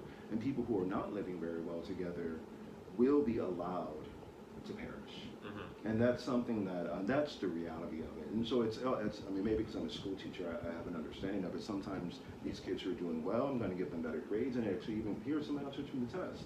If you're not doing well over here because you're misbehaving or some other sinister thing, it may be beneficial to let you fall. And that's kind of where we are in that standpoint. But I don't really think at this moment in history anyone needs to make that decision. I think once we find a way, so for instance, if we did that whole Mediterranean thing where we watered whether we had to desalinate it or not, we watered the Sahara Desert, we could fit 2 or 3 billion people in that plot of land. Mm-hmm. The United States currently has 350 million people. We could fit 2 billion people on this plot of land, and I would say comfortably probably fit a whole lot more. There are places in Russia. Russia is nearly empty. Again, we have space to put people and place them there. We can grow out and expand if we weren't so culturally concerned, but we're not doing that. It would be better just to find places for people to go and let us migrate again. And so I think in reality what we're going to do is not watch billions of people die. I think we're going to figure out how to expand the places where we are, how to build up, and how to force people one way or another to live together safely, and then come up with a number that we're comfortable with who might not survive. And that's kind of the part of it. Or that may just happen naturally. So I think there are ways to go about it that are very pragmatic, and we can grow the population. It just are they able to hang out together as part of it. Right. And I guess two things I have in connection with this. I don't believe there's, I suppose it's not out of the question an asteroid or natural disaster or volcanic, it's Mount St. Helens or something. But one of the things that I see in terms of depopulation is just fertility rates. That, and this is another one of those things that the question is this new? Is this something very old? But we're seeing fertility rates around the world crash in a way that's pretty dramatic, and I don't really see the bottom of that except zero, right? You reach zero and then you pretty much disappear, and so that's one of the main drivers of depopulation that I see in the future, which is not violent, but one of the issues I have with it is that it seems to be engineered through manipulating people's mental health, spiritual health, psychological health, that people don't want to have children anymore. And so on the one hand, you're saying we could have 20 billion people. Why, if we could just figure out to get along, why not have 20 billion people? But at the same time, there's so many people who feel, oh, the world's so terrible, I don't want to have kids, I don't want to bring them into the world. And so you have these two diverging perspectives. The third one I bring in here is just the idea of, yes, we absolutely could fit more people on the planet. Or America, for example, is pretty empty. Or Australia, it's very Russia, you said. But do we want to disturb what some people would call the natural beauty? Do we want to? And I think maybe what you'd say, and correct me and go off this, is that if we could learn how to coexist with that natural beauty, there wouldn't be a problem to have people living in, say, Yellowstone National Park. If we get people living there, it wouldn't disturb the pristineness of that because we learn how to maintain that alongside it. But as we haven't figured out how to do that, because people come in, they build a parking lot, they throw trash on the ground, they do all these things, a lot of people are like, I don't want 20 billion people here. I would like much less. Some people would even go further than to say less is none, but I think there is some kind of happy medium. Those three concepts there, the less people working together, the I'm getting ahead of myself here, throwing too much out there. Maybe you've retained more of what I said than I have. So I'll go back to the birth rate concept. So it's Yeah. not that I want 20 billion people, Mhm. I want us to prepare for it. Mhm. And so my preparation for it is to know where we put them, know how they'll live, and have at least 50 to 100 years before we get there to just to know where they're supposed to go and kind of get it if we get there. Okay. But what we call like human Homo is 6 million years old. In reality, we have less than that. We're about 1 million years old. A lot of people. A lot of it goes down. So let's say in the last 6 million years, this group of people, this group, which was very, very small, has populated itself. And this could be the same for elephants. This could be the same for lions, a number of other dinosaurs, for instance. After a while, again, we are animals, or we are entities upon the earth. And the earth is a system that works very, very well. So, and the way we think has a lot to do with chemical signals that we have. Sometimes they come into religion, sometimes they come into advertising. But at the end of the day, if it is necessary to reduce the human population, you don't really need propaganda to do it. You're going to have a natural process upon the earth. If birth rates are going down, there is something in our genetic code, even we would call it evolution for now, that is saying we have enough people, they're good, they're at a very good rate, and so we don't need any more children, or not any more children, but we don't need as many people to be able to produce anymore. We just don't need it for the time being, and maybe for the next 100 years, the next 200 years, that we don't need it, and then you'll notice slowly the population, the birth rate will go up because fertility will go up and otherwise. So I think it's a very natural process that the earth goes about in. Of course, people may assist it, that it says that human beings for a time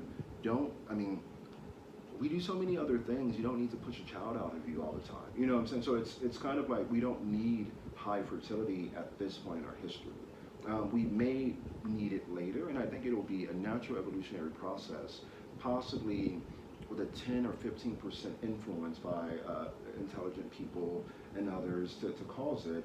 I don't think it's a tragedy that we're going that direction. It makes perfect sense evolutionarily. You see certain birds or certain other animals that go far too beyond their population, and then they are reduced as well. So hello all 9 billion humans, but we really don't need more, so to speak. I'm prepared for more, and I think this process is a natural evolutionary process that we hate to see ourselves as material beings upon the earth, and that the earth itself is a system that causes us to change one way or another.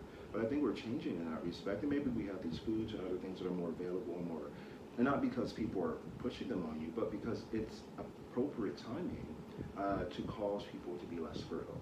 And I think it'll be very beneficial in 200 years that has occurred. And I think in 200 years or 1,000 years or whatever it is, we living right now may not be happy with it, but then we'll go back the other way. We'll be down to 2 billion people again, and we'll wonder, why aren't we more fertile? Either we'll figure out a way, or our fertility rates will rise again because of the people who are remaining are those who are able to produce, and the population will rise again. It's almost like the earth breathing. So human beings have exploded, we believe, for the first time ever, but dinosaurs did the same thing, and then they will be retracted, and then they'll be expanded again. And I think if we get to the point where we understand that that's a very natural process, and even a form of evolution, there's no worry about it anymore. It's just something that's going to happen, and you won't notice it. You won't. Unless an individual themselves are one of those people who aren't fertile, are able to find a partner who is, it will have no effect on your life for the most part, except theoretically out of some kind of emotive sense. But kind of from my view, which is they call it a saturnian view. Saturn with his scythe. It's not immediately, people aren't just falling dead, but it's that at this point is the birth rate. What am I going to cut down, Saturn says? I'm going to cut the birth rate for 3,000 years, and then they're going to live a lot better. It's almost a Thanos theory, and then it'll be so slow that you won't really notice it. And then after that period, maybe Venus will say, no, we need more people. And so in that kind of sense, we'll have more. And we should see ourselves as people, like in kind of the Indian concept of people who live thousands and millions of years in cycles. And the law of cycles is a big part of the esoteric tradition. If you see this as just a cycle that we're currently in, run through it. And if you can modify, like again with the oceans and the sea rise and all that, there are modifications we can make. But I think it would be, I think we should not try to increase the birth rate at this moment if it's naturally occurring that it's going down. And if you want, we can plan for 1,000 years, 2,000 years in the future. What we'll tell people, I still know what Jesus was saying, right? 2,000 years ago, we'll tell them it's about time that you all start up again, and the human race will be preserved that way. And so I think it's okay that it's happening. I don't think it's sad at all. And I think I exist as I do, I mean, ultimately in our culture, I'm called gay.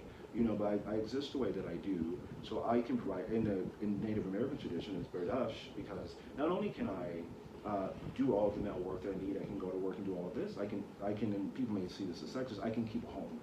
And if I can keep a home, then a male partner may decide that he doesn't need to necessarily marry a female. He has someone who can help with the cutting the wood and keeping the home. And that way you take different roles, and people are mentally caused in many ways to take these roles. And I'm quite happy with the fact that I don't intend to produce children unless there's some absolute need to do so. Whereas I see other people, I'm like, you better have kids. You're a good stock, you're a good person, or you know, and I think you and your family would do a great job of producing better humans that continue to exist. So I think it's perfectly fine and natural. Yeah, I think there are a lot of people who look around, especially in America, and one of the things I focus on is like obesity, and people seem to have I don't know, it's a visceral reaction to the way that people have, I compare it to hoarding. You know, you talk about keeping a house, say you walk into somebody's house and the floor is just covered in items, and you can't even discern what from what because it's just covered. And so for those people in that situation, they've reached a state of numbness such that they don't see what's in their house.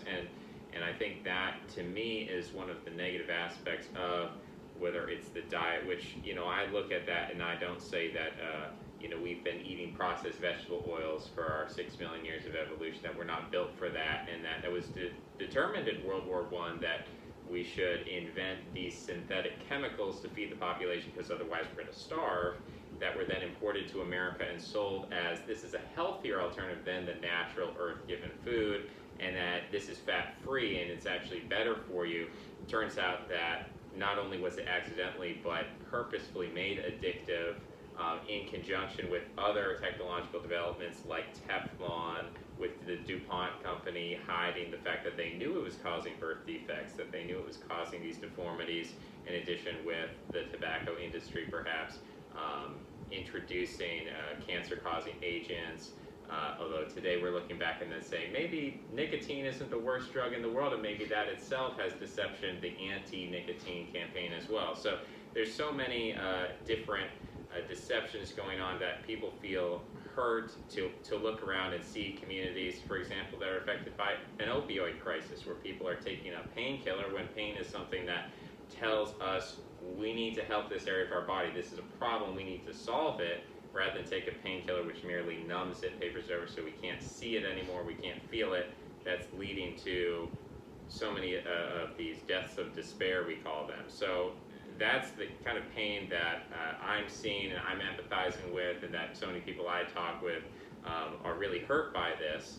And so trying to figure out a way, is there a way that we can address that? You mentioned before the establishment of ideal communities that, you know, may be looked upon as, okay, you guys are doing it right, you're doing it in a harmonious way. Is that yeah. They have those in Singapore. I'll start with hoarding. Again, I'm a historian, and I enjoy looking at archaeology as well. So if you are in the Middle East, or you're in Greece, or let's say you're in Italy, and you find underneath the street an old mansion, and you go through there and you see all the vases and statues and the marble and everything in there that they have, and God, you're like, oh my God, what a treasure trove. Oftentimes an archaeologist's favorite place is a trash dump, because oftentimes that people will throw really important things in the trash dump, because over 10,000 years, archaeologists always go and find it. I've met hoarders before, so-called hoarders, and what I know when I so first I was so this individual's a hoarder and come into her house and look around, and so I remember I did that and I had that judgment, and I know this person very well, and I've known how she lived before, and I realized when I knew her before she wasn't a hoarder because she was a younger woman.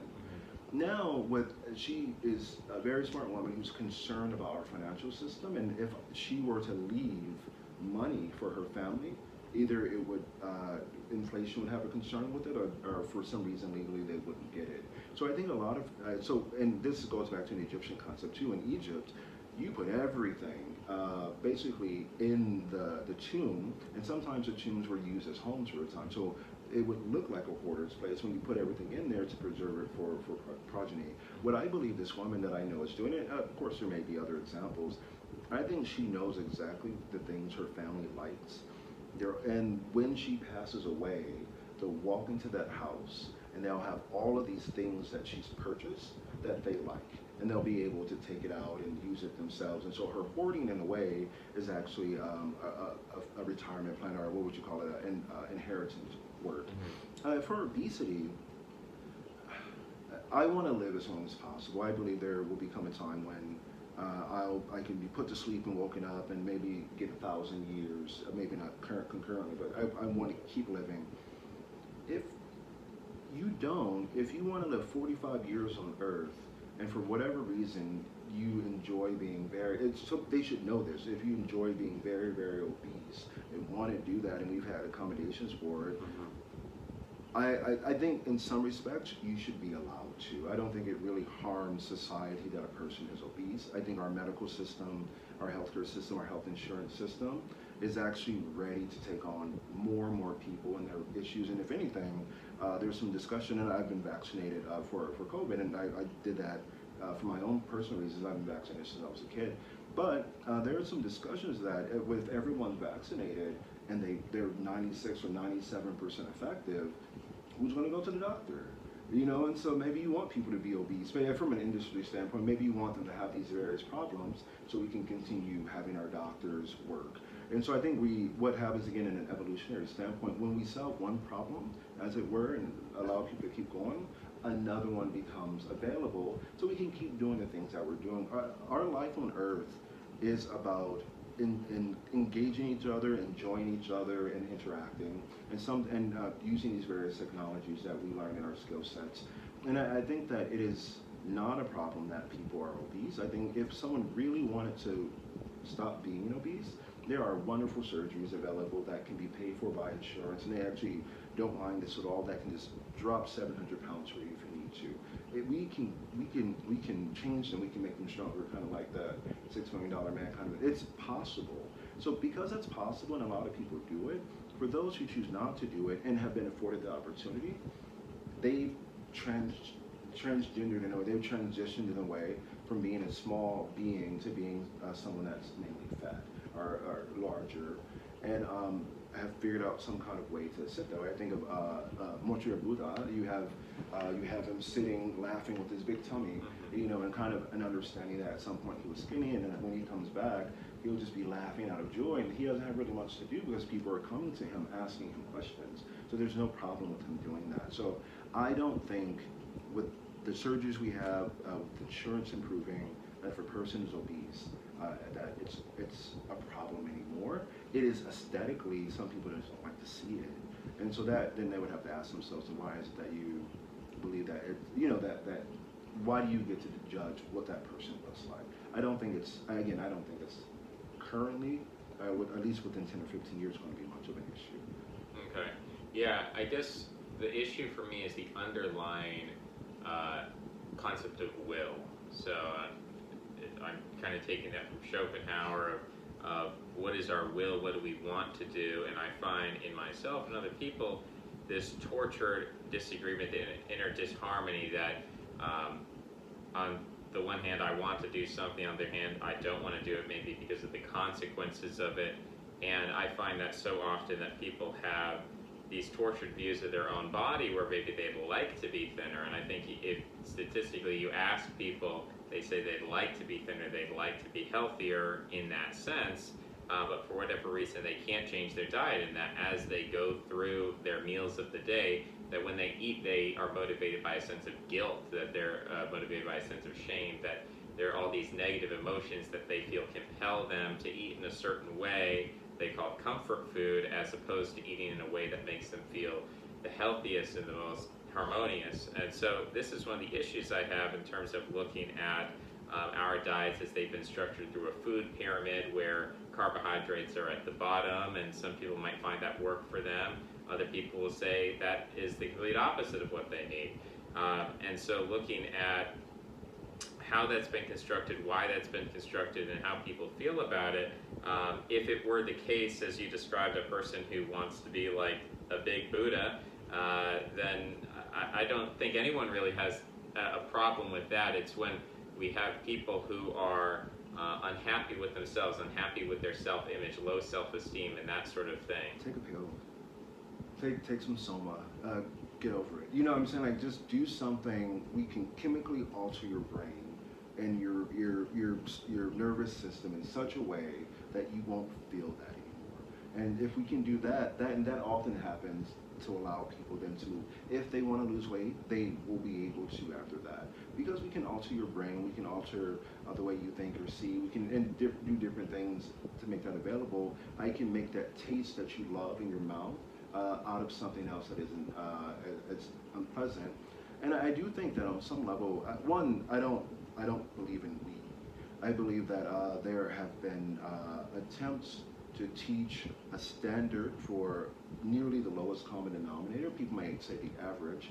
This is basically what you should or shouldn't do, and just as a general rule, and then go out and experiment and see what's truly real. But I think we have solutions to this, and sometimes, I mean, when you think about television, or why do people love violence? And I mean, as you know, like Law and Order SVU, I can't watch. So why are people watching that?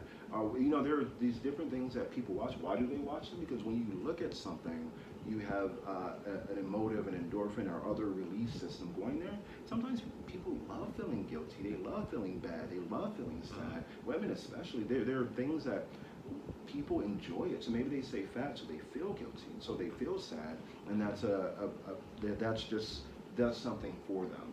Otherwise, like I said, there are chemical ways to alter that reality, and I don't think I or you are responsible for them, except to say that this is something you can do to modify how you feel, and then maybe when you feel differently, you'll make different choices, or here are surgeries you can have to make things different and eat whatever you wanted.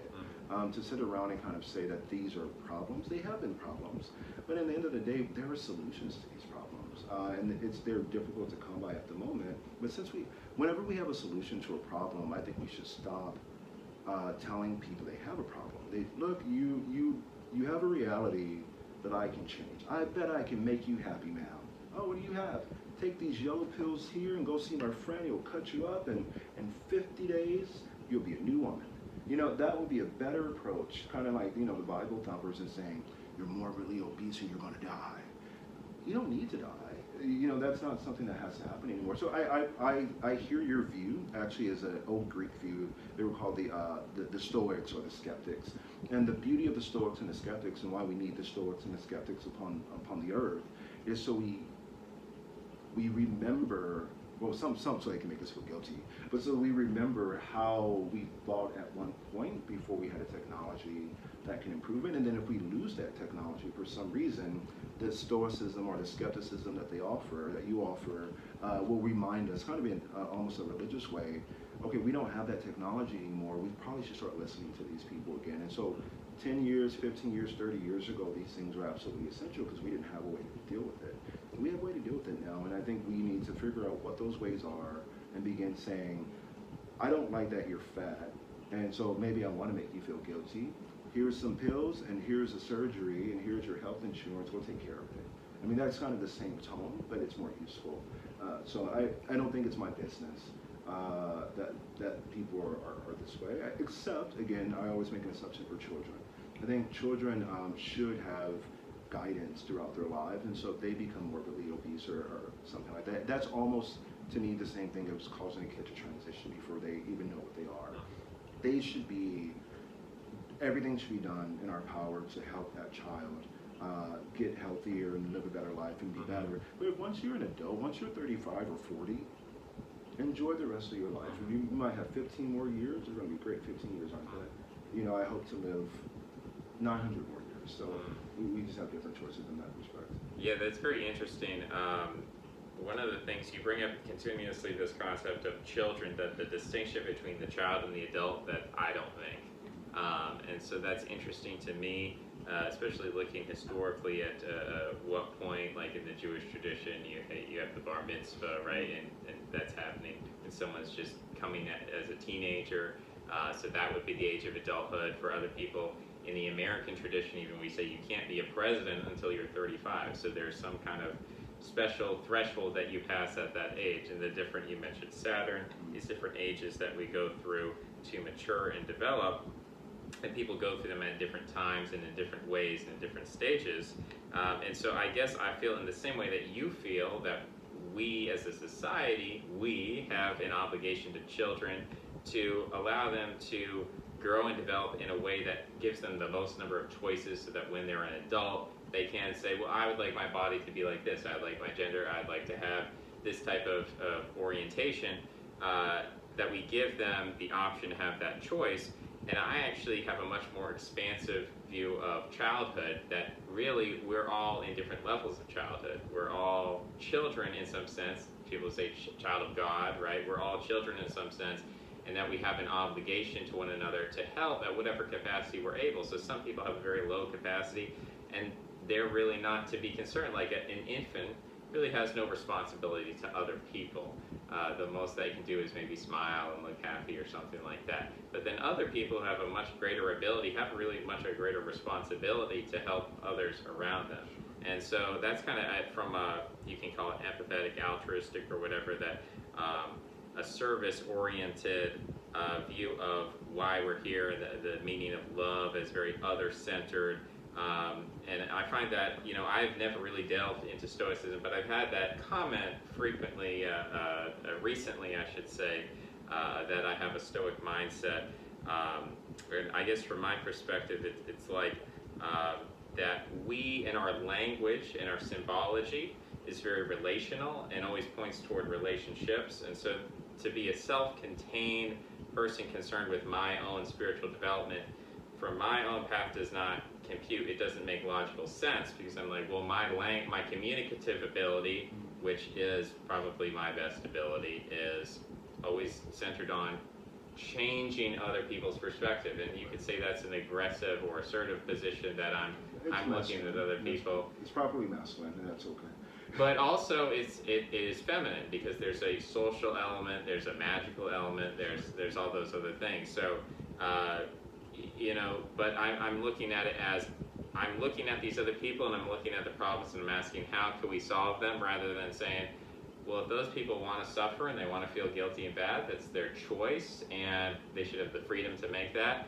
Whereas my perspective is much more, if they feel that way, that's bad, and they need to be convinced and taught and shown to the extent that I'm able. Of course, I can't force people to say things a different way, but I feel like my path is to invite people to see things a different way so that they're able to. And this discussion has been very interesting to me on a number of levels for that reason. So I think it's totally appropriate to have whole sets of philosophers or teachers or others who focus on what we call traditionally adults, people who are, let's say, 28 and above. And to tell them to stay kids, or to be adults, or to take this role, or to lose weight, and to do that whole thing, it produces possibly this society. I was saying that maybe we can get these pockets of people to be better, and so we will want to provide them more and help them out. And so they're amongst the people that we hold up as of models of society, the city of Honey Hill. So going back to the population, the birth rate going down, the reason why I'm concerned about children is because apparently they're becoming more rare. Yes. And if children are becoming more rare, it is terribly full industrialists to say that we need those children to continue to grow up, and either work or provide teaching, or we need them to do something else. And let's say we are pessimistic that those who are over 50 are going to really assist in that process in any material way differently than they ever have. And so we may allow, so as people say, it's liberal and open, and they have freedom. Do what you want, have a great life, make your choices, be fat, do however you want to live, do that. But when it comes to children, if I have a rare commodity, I'm going to do everything I can to preserve that rare commodity. If there's only, it's at platinum, for instance, there's only so much platinum in the world. And so because there's only so much platinum in the world, if I find that it's been corrupted in some kind of way, I'm going to do everything to fix, like 80 ounces of platinum corruption, and maybe I won't touch iron at all because it's not so rare. And so this, because it's a better commodity. So I believe that children are important, mainly because they are not yet functional adults, and we may still have it. When we want to preserve as many as possible. If you've had a child, we want to keep it around, and so it's not out of, I mean, I enjoy being a teacher, I love kind of being around children, but it's not out of love for children that I say this. It's out of, you are many adults, or you are many humans who have a greater opportunity to die or have some kind of dysfunction before you're able to make your own decisions. I need you maybe to work, I need you maybe to reproduce later, I need something from you that people over 50 aren't doing. So I want to preserve you for the simple fact that you're rare, and we as a society, that we need you to survive. And if you don't survive, it's like having a corn crop that's been invaded by a certain pest. If it's invaded by a certain pest and we don't have much more corn, we need that corn, we're going to do everything in our power to get that pest out of that corn. But if the locusts fly over a desert, who cares? So I think children are kind of in a mind, because they are that corn that are sometimes invaded by pests.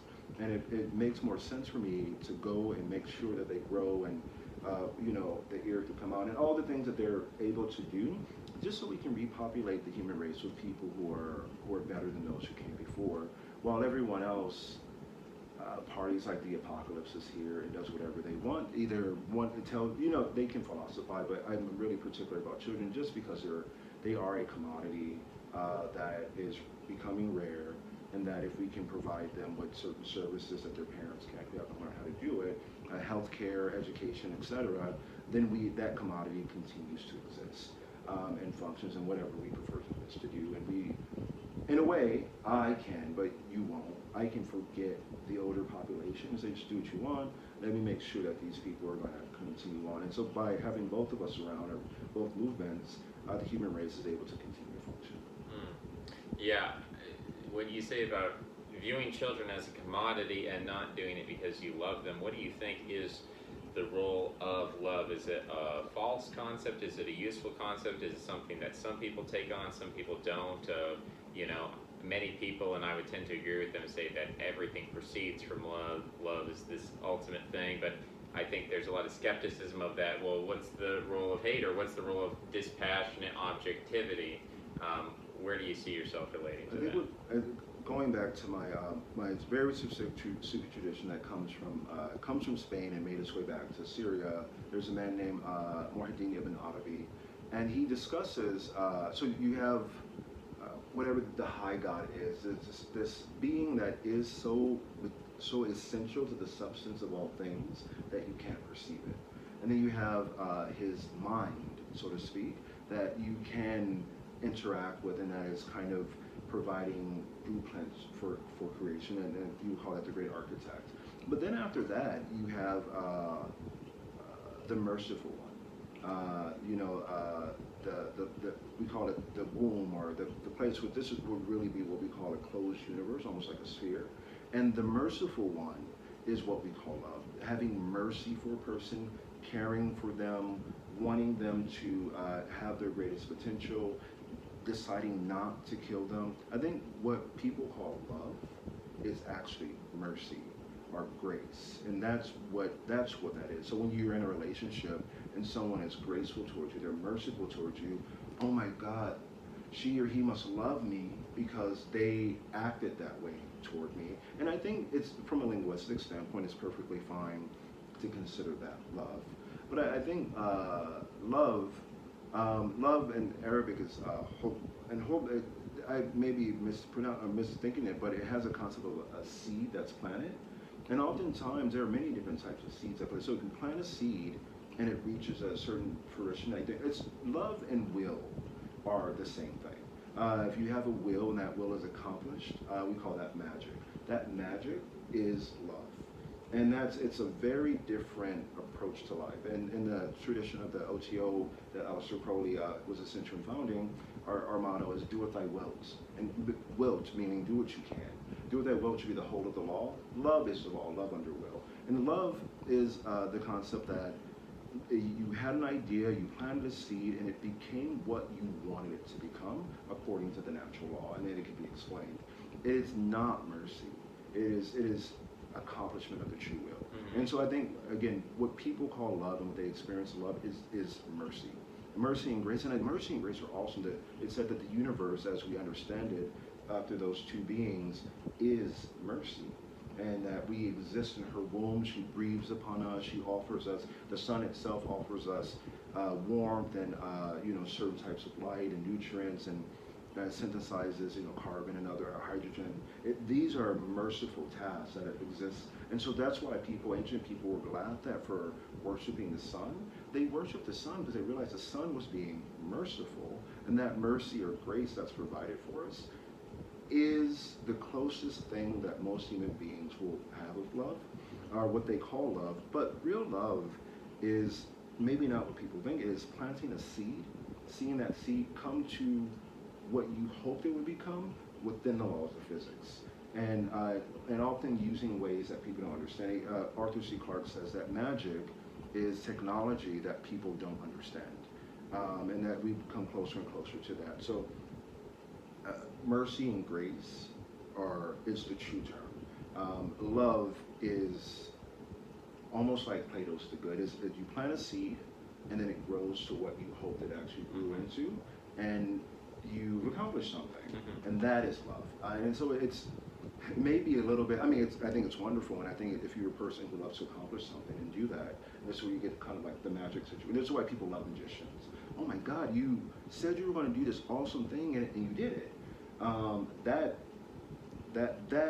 occurred is the process of love, but everything else is grace and mercy. And if we talk about it as grace and mercy, and that the universe is graceful and merciful to us, and it is feminine in that respect, and we exist in the womb of, instead of saying we exist in the universe, we exist in the womb. And the womb is a merciful place too. And in Arabic, that their words all kind of overlap. Then people will approach it differently. They wouldn't tell their partner, why don't you love me? What she really means is, why aren't you more merciful to me? Why aren't you more graceful to me? Why aren't you more willing to take my perspective on, even if it's ridiculous? That's when someone says, why don't you love me? That's what they mean. Why aren't you more graceful? With this other concept of love, especially in English where we only have one word for it. Again, in Greek, you could talk about it a little bit better. So you have like phileo, you have this concept of fraternity, or brotherly love, even to the extent of men who exclusively love each other, but just male socialization, or even female sorority can fall under that as well. And then you have agape. And agape is closer to, I think, what I was calling that the will love. This is divine love, or the love that the sun offers. It produces something, and even though it can be harmful, it's not unconditional, it can kill you too, but what it produces is so much of that production, that what it produces, the hydrogen, the heat energy, it is graceful. I mean, it is a grace to us, it is a mercy to us, and sometimes it's not merciful. But we try our best to, moderate when they have, sunburns and things like that. So I think most people are talking about grace and mercy, and love is very much kind of like what I think metaphysics is. It is, it is not as, it is very productive. It's very industrial in a sense, and I don't think that word's negative. It's very much about, I seek to provide this outcome. It is possible. It has been produced. And that process is love. And so again, I think that's the kind of the concern that you have there. And grace and mercy, not love, it would Right, yeah, it seems like we talk about there's like a positive, almost or you could say like a selfish or utilitarian love where you're saying, well, I want my kids to grow up to be smart, so I'm going to force them to do the piano lessons, whether they want to or not, because I know they're going to thank me later when they're going to have those abilities. So much easier to learn when you're a kid, etc. So there's that sort of love, and then there's a sort of love that is just this giving spirit. You're not really expecting anything back. You're just pushing things out there. People can take it, they might not take it, but you're just putting that out there. And then maybe there's a love that is more expecting something in return, as opposed to the parent who forces their child to be smart, or just the giving nature, charity. There's the kind of love that expects something in return. Love as an obsession with somebody, like I love this celebrity, so I'm going to stalk them, and then maybe eventually that can turn, violent. Honestly, I mean, this is where my English background comes in, and having been an English teacher, I think that's just poor diction, it's poor word choice. I mean, that you can't use that same word for all those situations. Right. If you, a bit of grace and mercy, though, would be, there's a book by a professor, I'm not sure exactly what school she's at, her name is Bell Hooks, and it's called All About Love, and she does, I think, the best explanation of the complete current cultural understanding of love that I found, and then I appreciate it. But I think what you were describing otherwise, or we would call that in any other species, interactions, and some of those interactions are quite consistent. So if you say, we give piano lessons, and then you say, you're 8 years old and you're terrible at math. And so I need to find a different way to teach you math. And this is what it was. So you go learn the piano, and then you learn the piano for the full purpose of learning math. And you do walk away from learning the piano, and you have a better understanding of math. That's very functional. I may tell you I want you to learn the piano because it's beautiful, and you're going to have all this grace and everything else. And I mean, parents often tell kids all kinds of things. But at the end of the day, it teaches math. And that's why we've always had it. You kind of go back, most musical instruments with strings go back to Pythagoras. And he talks, and everything with a string has some concept of proportionality. Vibration. And vibration comes from it, but proportionality causes that vibration. And so every stringed thing is there to teach you or to help you understand math, which was not something that people really conceptualized. And if it happens to sound beautiful and calm the soul and do all of that, what you're saying is that math has an effect even on the human body in ways that without touching it. And that's also a form of magic.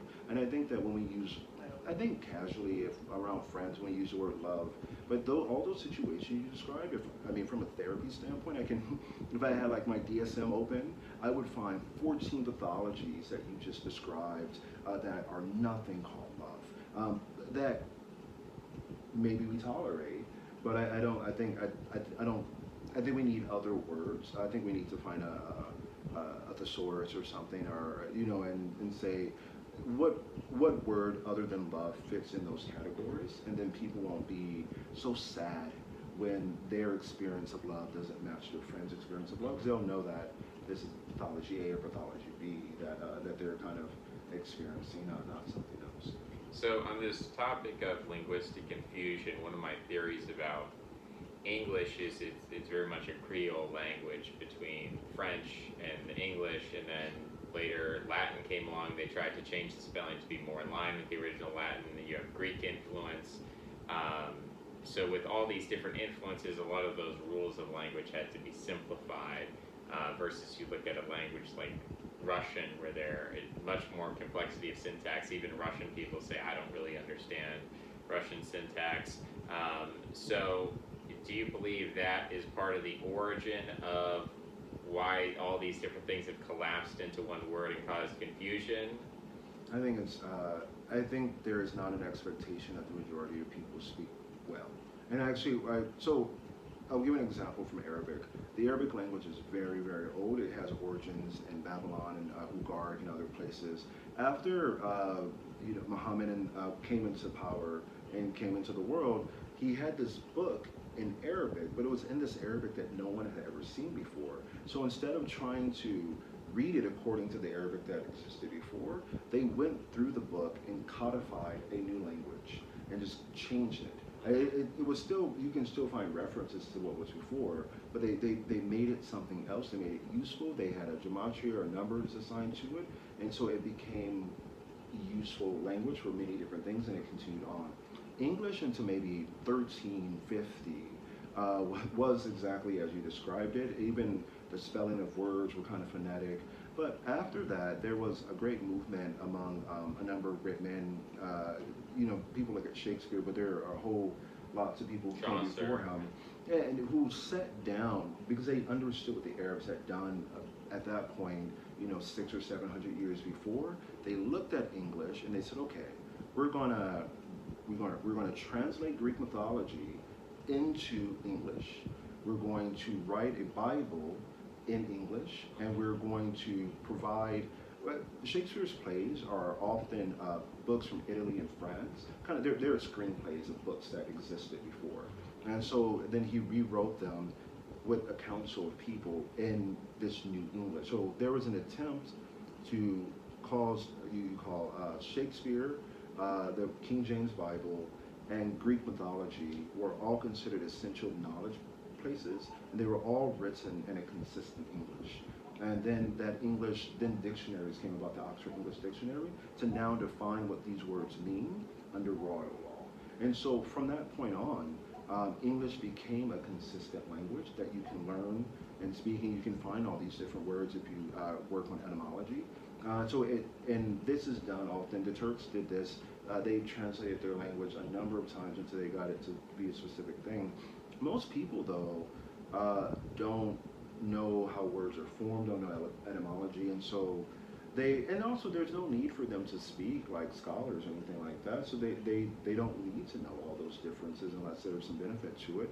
But it is not true that English is anymore this hodgepodge language. It is a very intentionally created language, at least for the last 700 years, as is Arabic. And Russian actually uses a script that comes from Bulgaria. And there are, 30 different ethnicities in Russia. It's difficult to understand Russia because you're like, well, where are you from first? If I know where you're from, then we could speak that, probably your old language that has been kind of overlapped with the rest of Russian. So it's just, I would say at some point the Russian people need to sit down and codify their language.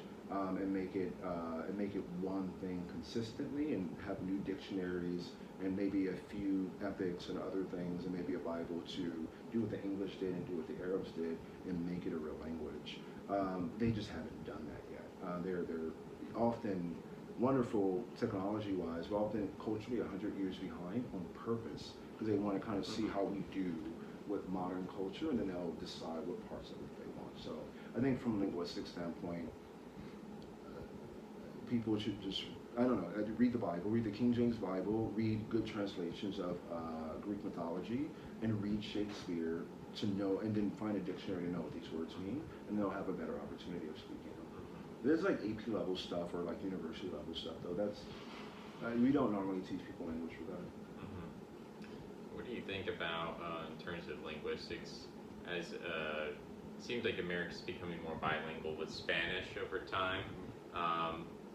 I mean, you obviously understand a great deal about the history of the English language. Do you have anything to say about the Spanish language, and how, from Chomsky's perspective, each language is a different window in perceiving the world?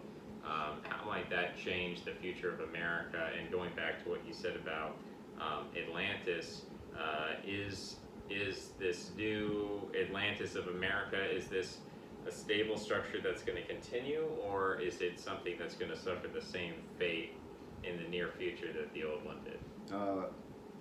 We're about 4,000 or 5,000 years before the end, as it was at the previous time, so we have some time. So it's going to go through the same cycle, but we're early in it. In terms of Spanish, and I'm a big fan of King Felipe VI. He's just a wonderful, wonderful man. That language, what Spanish was an attempt to codify Latin. You had what we call Romans There were Roman Hispanics and there were people from Latinia in Rome. So you had these two Roman cultures who spoke a Latin, and after a while, what we call Spanish is a I don't even want to call it colloquial. It's a public form of the Latin language and has a lot of overlap with it. So the ultimate goal of Spanish, which many people, and this is why we say Latino, the ultimate goal of Spanish is to recreate Rome in a way that is less difficult syntactically than you would find in Latin. And so the goal, so your Spanish is just Latin. That is made more accessible and has rules and they follow French patterns and other patterns to make it that way. But the ultimate goal is a political one. It is to recreate Rome all over the world and have them speak one language. And then you have English as a language that is also there because again you have many academic books and other things that we have popularly in English. So you can recreate Rome. And then English would be considered the language of, if there is an Atlantis, again, it would be the language of Atlantis, it would be English. And so we would have Spanish and English, and we would have the Atlantean Empire and the Roman Empire ultimately either reestablished upon the earth. And this is a long-term goal with these two languages that have been codified. So Spanish is Latin, that is made easier to understand and more popular, so we can reestablish Rome. And that's the goal. Every language that exists currently has a goal that it wants to create socially, and when you speak those languages, you take on different ideas. That's a very interesting concept. The non-English language I'm most familiar with is German. You mentioned Russian often has this telos of trying to remain 100 years behind everybody else to try to have like a conservative mentality. Except for technologically, but culturally they do. Culturally speaking, what do you see, what is your feel or intuition about the German language and its telos?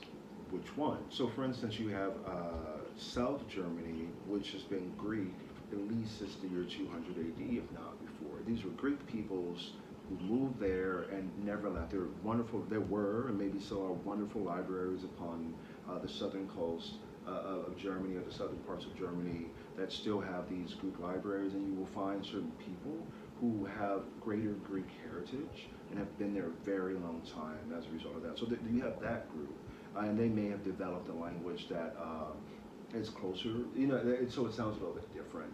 Then you have the Austrian German and Republican German, I guess you would call it. Like you have these two speeches. And German, what I like about German is I think it's an industrial language that likes to let you know that there are parts of a word, and each part of a word has a function. And so I think German is there to teach how to create industry and how to create, how to do math. I think that's the purpose of German. And also when you write in German, especially philosophy or anything like that, it's a cipher. You really are supposed to not just read a line of German, you're supposed to sit with a line of German and try to figure out what it means to you. It's meant, because there are other languages around, the current German is meant to really kind of inspire your industrialness, inspire your ability to read between the lines, and also how to put things together. And English is called a Germanic language, but Germanic is not in reference to the language German, it's in reference to the Germanic peoples, who I consider the Hittites. Okay. The Hittites were people who came from Syria. They were maybe an Assyrian people, but they would have looked as German as anyone else. And they eventually moved over north of Bavaria and all those places into Upper Germany. And they spending time, and also many people who were Vikings who actually came from the Mediterranean, went north through the Balkans and ended up in Sweden and those areas. And there are other people who were there too, the Finns and the Sami.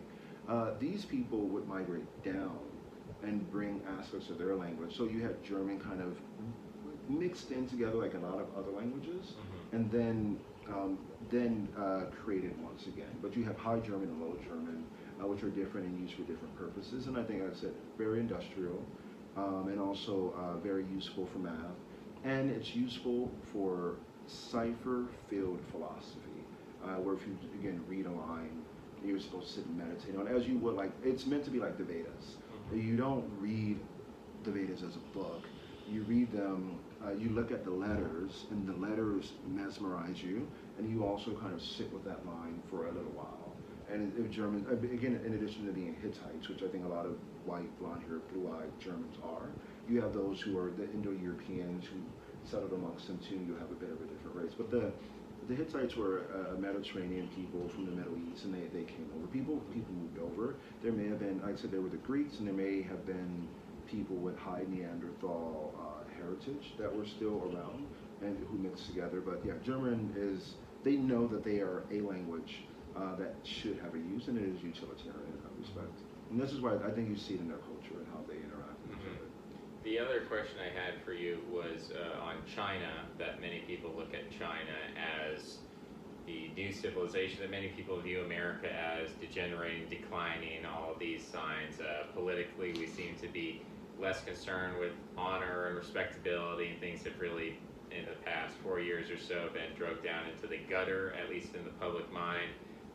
And so people are looking toward China as, oh, they seem stable, they seem strong, their economy with regard to America seems to be rising, perhaps they'll surpass us economically.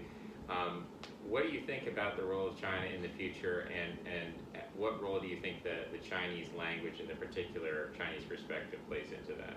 China has had its name since 4000 BC. The Qin dynasty and going all the way back. China, so 100 years for China is like a day. And so what the Chinese culture has always done is they'll build society, they'll allow different families or groups to come in and rule, so to speak, and kind of manage the place. And then you'll have general populations who work in their own ways that they've always run. And so the Chinese always, I guess to give something away, they purposely deflate themselves for about 100 years or so. They allow themselves to be defeated by people to bring them in, and they do all of this stuff. And then once that time period goes by, they rise again. And they've done this for 6,000 years. It's just something that they've always done. And every time another new culture rises up, they often see China after they were in decline, and they rise up again. And so they cause themselves to compare themselves to them. And this goes a lot back to Confucianism has Confucianism is almost like saying democracy. It's not a religion. This is the way we're going to organize ourselves. Here are the roles in society, and honestly, from a sense of statescraft, here's how we're going to interact with foreigners, and how we're going to talk to them, and how we're going to tell them our history. So China is an extremely old civilization, very, very old, and very consistent in its language, in its approach to farming and everything that they've ever done. I would argue the only differences we see today in China, like glass is used differently, or metal is used differently, but in a general way that they're doing nothing new, except that they are using the same materials that they've always had in a new way. And what the fearful part about China is that, if you're afraid of it, is that people truly believe the fable, so to speak, I'll call it, that China is a new culture, it's a new society. They're not. They're very, very old, and they've had long relationships, actually with Scotland and a few other places on Earth. They've been around for a long time, and they know it. And so I think that ultimately going forward, China, so there's a guy, Arthur C. Clarke, he wrote 2001: A Space Odyssey. He also, and later on the various Odyssey books, he talks about an eventual union between France and China. Instead of France going to Vietnam, it said now they're going to go back to China and purposely unite their cultures and go into space on their own, and so you'll have kind of a dynamic there with this combination you would never imagine. And they've already done that. So we have our Mars lander, we were celebrating our helicopter, then plop, China has one. And so this is something that's not surprising at all. And I think that China, it's not that it should be respected or disrespected or anything. I think it should be taken literally, and we should say, what other culture is 6,000 years old continuously? The only other one that is the Egyptians. And honestly, there are a lot of things that have continued over Egypt and over time that has something like that as a culture. And what happens when you have a group of people who keep their same form of government, who keep their same languages, their same books, and distribute them around the world and tell the same stories that they've always told, and then they're told that, aren't you Brent? Egypt is supposed to be, a 60 or 70-year-old country or something now. I think there is a trick of ego, as this is very kind of Confucian. If you think you're better than them, or if you have a fear that they're doing something, that it's part of kind of like the art of war there. The only thing that Chinese often say is that you have to have the approval of sky. And you know, a sky comes over us as an ultimate deity, and sometimes you lose the approval of sky, and that will move over to, like, say, America for a while, and then maybe you'll get it back. So there are times when there are non-strategic losses, and it's just because, for now, sky has decided to do something else. But they're 6,000 years old, and there's nothing new about China, not even the name China is new. And I think going forward, it would be better to, honestly, except if you are an industrial magnate, or you have significant investments in space industry and a few others, I don't think China's a worry at all. I really don't. I think they're fun to talk about, and it's kind of like a coach saying, we're gonna go play those, you know, like kind of like South Park, we're gonna play those kids in Denver now. We're gonna get you psyched up because it's gonna be so hard. Okay, you know that they're a pretty consistent team. If you know their tricks and all of that, you can get around them. But I think China is used to motivate us to do better. And actually, with the way we speak about China, is very sycophantic if you understand how their speech works. By saying that they're stealing our technology and they're moving so fast and they're making so much money. This is called doublespeak in kind of the 1984 language, which is really mean. It's like, oh, China, how awesome you are, but you don't like when I call you awesome because you're you know, and you just don't like it. That's not part of your modest understanding. Right. So I have to talk crap about you in such a way that you know I'm actually complimenting you. Yeah. So if you don't understand doublespeak, you'll hear it as what you're supposed to, a motivation to work harder. But if you hear doublespeak, you'll just know we're complimenting them, and we're coming together as a world where we're all going to kind of look past our physical differences and figure out how to just live together. And part of living together is competition and making fun of each other and the rest of it. And so I tend not to worry too much about China at the moment, except for, like, from a military standpoint. That's always a concern. But yeah, I think one of the issues people have with China is centralization, and downstream of that as censorship. So that in the West we have where's this Donald Trump concept. right now? Is he on Facebook? Well, is he on Twitter? Well, so that's something we can get into, right? No, you know, I'm saying the hypocrisies. Yeah. The sovereign state, and sorry to say, if you ever go to the CIA it was called the CIA World Fact Book, and they give a list of every country in the world. One of them, if you go to the United States, I used to do this in Egypt with my kids all the time, and they thought it was funny. It says the United States is a republic with a democratic tradition. You may have a right to freedom of speech. You don't have a right to not have propaganda applied to you. There are no laws generally against propaganda nor censorship. And the state, if you can't fight it, can censor you as much as they want. And so oftentimes actually people who are against censorship know they can't say it here. They can't point out censorship in America, so they'll talk about Chinese censorship and how we should change China's censorship and all of that as an effort to bring it back here and say that's kind of what we want to do in this round. But it is natural for a sovereign state, and almost every European state has extreme censorship laws for various reasons. Censorship is common. And in China, censorship may be partially, because honestly, if you could censor some things that some people see in different areas, you would have less violence and crime. Do you really need to know everything? Do you really need all the information? At the end of the day, I don't know that we all do need all the information if we can't react to it and interpret it properly. So I believe censorship is a form of, it sounds terrible, I think censorship is a form of protection for those who don't understand what's being said. And if you are loud enough to be heard to say that something is being censored, you're not being censored. And so keep speaking and let us know that that's something you're concerned about. But I think it is none of our business that people in China can't see certain programs, that they're using certain activities.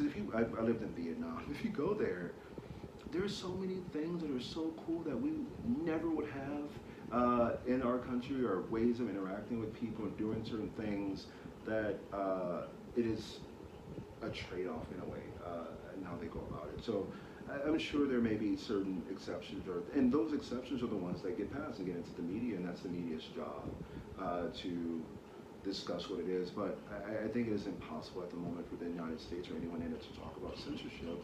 I'm a big fan of Mark Zuckerberg for all kinds of reasons. When this social media group is, I think for very good reasons, censoring the last president of the United States. And he's just not allowed to be there. And so it's extreme. But I think that's, as long as we're doing that, and again, there's safety concerns and others that people throw out there. As long as we're doing that, then there's nothing we can say to China at the moment about censorship. If anything, we should say, you know what, China, I understand why you censor. There's a safety issue behind it, isn't it? Yeah, you see what you're up to? And so then that way we become more consistent as a country than kind of pointing fingers.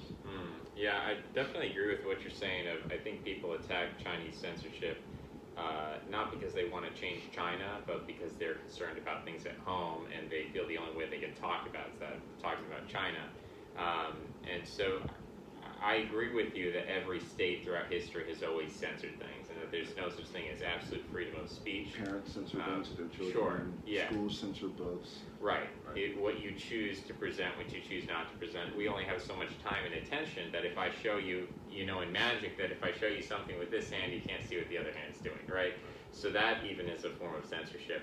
And so I'd agree that that's always existed, but the form it's taken is different. And what is the origin and the guiding principle? Is the guiding principle behind the censorship, as you say, optimally to protect people from their own ignorance, from violence and things like that? Or is the censorship a monopolization of power where we have a higher degree of wealth concentration in the top 1% or 1% of 1% than ever before, compared to some kind of civilization like Timbuktu, where everything is extremely concentrated in the power of one man or a small group of individuals? So that's, I think, where people have a problem. I think ultimately at the end of the day, everyone agrees. They might say they're free speech absolutists, but everyone has some degree of soft censorship in their lives. I reveal some of the beauty of Nietzsche loved etymology, and from that, Malcolm X also took a lot of his studies. He's remembered for being kind of a flamboyant person, but he studied quite a bit of etymology as well. The word censor is doublespeak. You know what a censor is? It's something that is used to either detect or advertise something. You put a censor somewhere so you can then know where you left something. So this book is censored. Everyone, you can't read this book. And so that's censorship. If you know what's been censored, and you can know what's been censored, if you create a list of banned books, what you're doing is you're you're either you don't know what you're doing or you do. And I think I can't remember what department uses doublespeak in 1984, but this is just it's just saying, we have decided that this book is so either revelatory or essential, or if you really are into propaganda, a good piece of propaganda, that we're going to tell you it's censored, or we're going to tell you that it's illicit or something like that, so that those people who are drawn toward it will run toward and get it. And so you make it rare, you make it popular, and it's a form of advertisement. When you mention what has been censored, and oftentimes you tell people what's been censored. True knowledge, we call this knowledge retention in kind of the occult world. There are certain things that have to be retained, or we believe have to be retained within certain groups or in certain institutions until it is time for them to be revealed. And when is it time to be revealed? When it's useful. When it's useful, when the population is ready for it. So we have this whole thing now that there are unidentified aerial phenomena that are everywhere, and that term is very interesting because we look at some of the spaceships. I've read the book of Ezekiel, and the book of Ezekiel describes something very similar. The aurora borealis, the northern lights, that's actually an unidentified aerial phenomenon. In the Norse tradition, that's the Rainbow Bridge. That's the Bifrost. And so that's always been something. And these, if they are craft and not holograms, these craft they are doing maneuvers that are very difficult for us to explain. And so there are two explanations for those. Either they're nations or other entities that are constituted as nations outside of the traditional way of the traditional state, that have developed technology fought very, very exceptionally and are portraying themselves as outsiders and are creating these things, or which we've had in our history for a long time, there are truly beings who are ready to kind of interact with the earth that aren't from here, that are going to do something else. And we're watching this phenomenon, and honestly, I think not many people care about it. So it's become uncensored, almost to make people blasé about it, not to care. So I think censorship happens. If something is censored, I would want to know what importance it had to society or to the individual group that it had in the first place, and if we could keep a copy of the book somewhere, so when it may be more useful or a better time to bring it back out. So I mean, if I were censored, I guess I would want to know. I would want it to be done legally, and I would want to know why it was. But I think it's a valid form of sovereignty to censor something, and I don't think any place on earth has any worse censorship than another. It just, what it is. It's easier to look at the other person. Right. Yeah, and I think that's an important point that I basically agree with, that we have the same quantity of censorship, but we don't always have the same quality or direction or source of our censorship. So people have different, some people would say that all violence, but for instance, in Europe, you look at European films, there's not a lot of violence in those films as opposed to America, where it's just heads being blown off and violence shown to children and whatnot. Whereas sexuality and nudism in Europe, that's fine, it's the normal human body, whereas in America, rated R, completely censored, right? So different sources of censorship, different ethical systems. I think it's a division of labor. You have, you grow corn in Wisconsin, you grow cotton, in Alabama, you grow oranges in California. So every American movie can be found in Europe, and every European movie, if you choose to look at it, you can find it here. That's not censorship, that's a choice of, literally industries, the movie industry or the film industry or cinema will decide where are we going to make certain types of movies, either because the law allows it or there are the artists who are better at it there, where is this going to take place? And then once they're produced, they're shipped all over into different places that you can watch them as you choose. And so it may be that the Europeans don't create violent movies, but they're watching all of them. And that it may be that we don't create extremely sensual movies, but whether it be a French normal film that has a lot of beautiful nudity, or if it's like Swedish porn, wherever it is, like that type of thing gets imported over here as well. And I think those are, I just think it's a matter of where do you want to produce it. It's not censorship, it's again kind of a forward division of labor kind of thing. There's no purpose of doing everything at the same time in every place, especially when the people in those places are very culturally similar to each other, and it's just better to kind of produce things that the other would want to see instead of just doubling up on things. I live in Los Angeles originally, that's where I'll be heading back soon, and I went to UCLA, and we have a great film school there, and a lot of writing, that screenwriting, and you understand that this is an industry, and there are just places that are better to produce certain movies than others. If you want a kids movie to be produced, you got to go to Canada. Canada is one of the best places to produce those like teeny bopper kid movies that people love, because people don't like to make them down here. It's not kind of the craft, so people will be flown out, or Canadians will be used for those, but then we watch them here. So I think it's industrial. I don't deny that there may be forms of censorship that are problematic, but I don't feel affected by them. Again, except I don't see President Trump at all. And on Facebook, except for a few media ads, I don't really go on Twitter, but on Twitter, and I'm not even sure he's on YouTube very much anymore. I think it is very strange to completely erase a person from history all of a sudden. And I think if anyone wants to look at China, if you care, then I think that's fine. Maybe you have some interest in it, but like him or not, he's been erased as if he had never existed in this country, because we can't see him in the places where he was successful. I think that will be normal now. And I won't be surprised. I mean, I don't think Joe Biden will be erased, but I would be surprised if someone in the future would just be it's almost like the old Soviet Union, where we were just kind of mark Right. them out of existence for a while. Right. This is what this is. That is far more fearful as a practice to be done by private companies than anything that we've heard done since, I mean, the poor technology of the Soviet Union kind of marking people out of photos. That's something to be concerned about, and because it's Donald Trump, he has this persona, this nature. People, it's easier, and this is always the case, it's easier to feel that you don't care. A lot of people can move on with it. They were also have immense vitriol toward him. But if it were, I'm thinking someone more, like Gavin Newsom, for instance, the governor of California, is clearly at some point going to run for president. He's and the critique of Gavin Newsom in California is that he's a pretty Dutch guy. He's a white guy. He's Dutch, and so that's his critique. And at some point, with a lot of the discussions around race that we're having, especially when they're very anti-white male, I can see if Gavin Newsom runs and looks like he's going to do very well, him being erased from every, let's say, Black and Latino and Asian media source. And those communities never seeing him, you would have to go to a white source to see him. And I can see segregation in the media becoming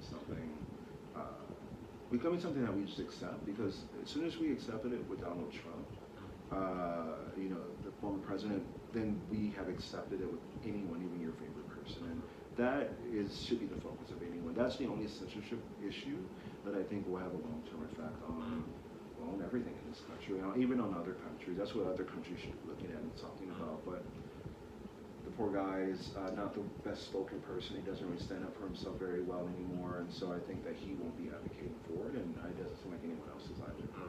We'll see in 2 years if that's the case. Yeah, that's an interesting point about race that you bring up, and I guess my perspective on race is very class focused, and so when you say something like anti-white male, I view that through the perspective of the people who create that cultural movement are not necessarily, I don't think this is the way that it is presented, that there are these different racial resentments, there's different groups, and they don't get along because they see things differently.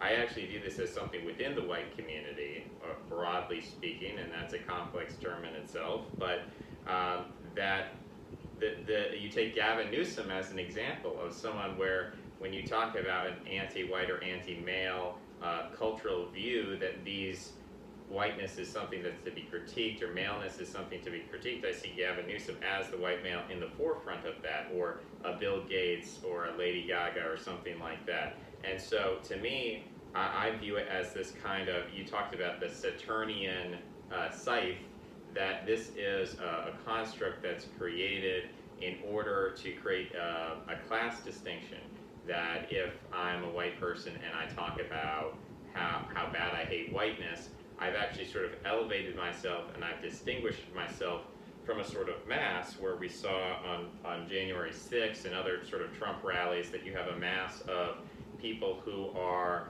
blue-collar workers, who are not very necessarily well educated, people who maybe live in trailer parks, people who are economically disadvantaged. Who have enough money and knowledge to make it to DC, to a program with the president, get through all of the security, organize themselves, and take over the Capitol.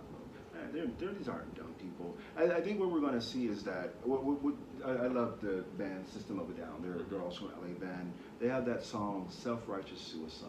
I think what you're seeing in the white community is a self-righteous suicide.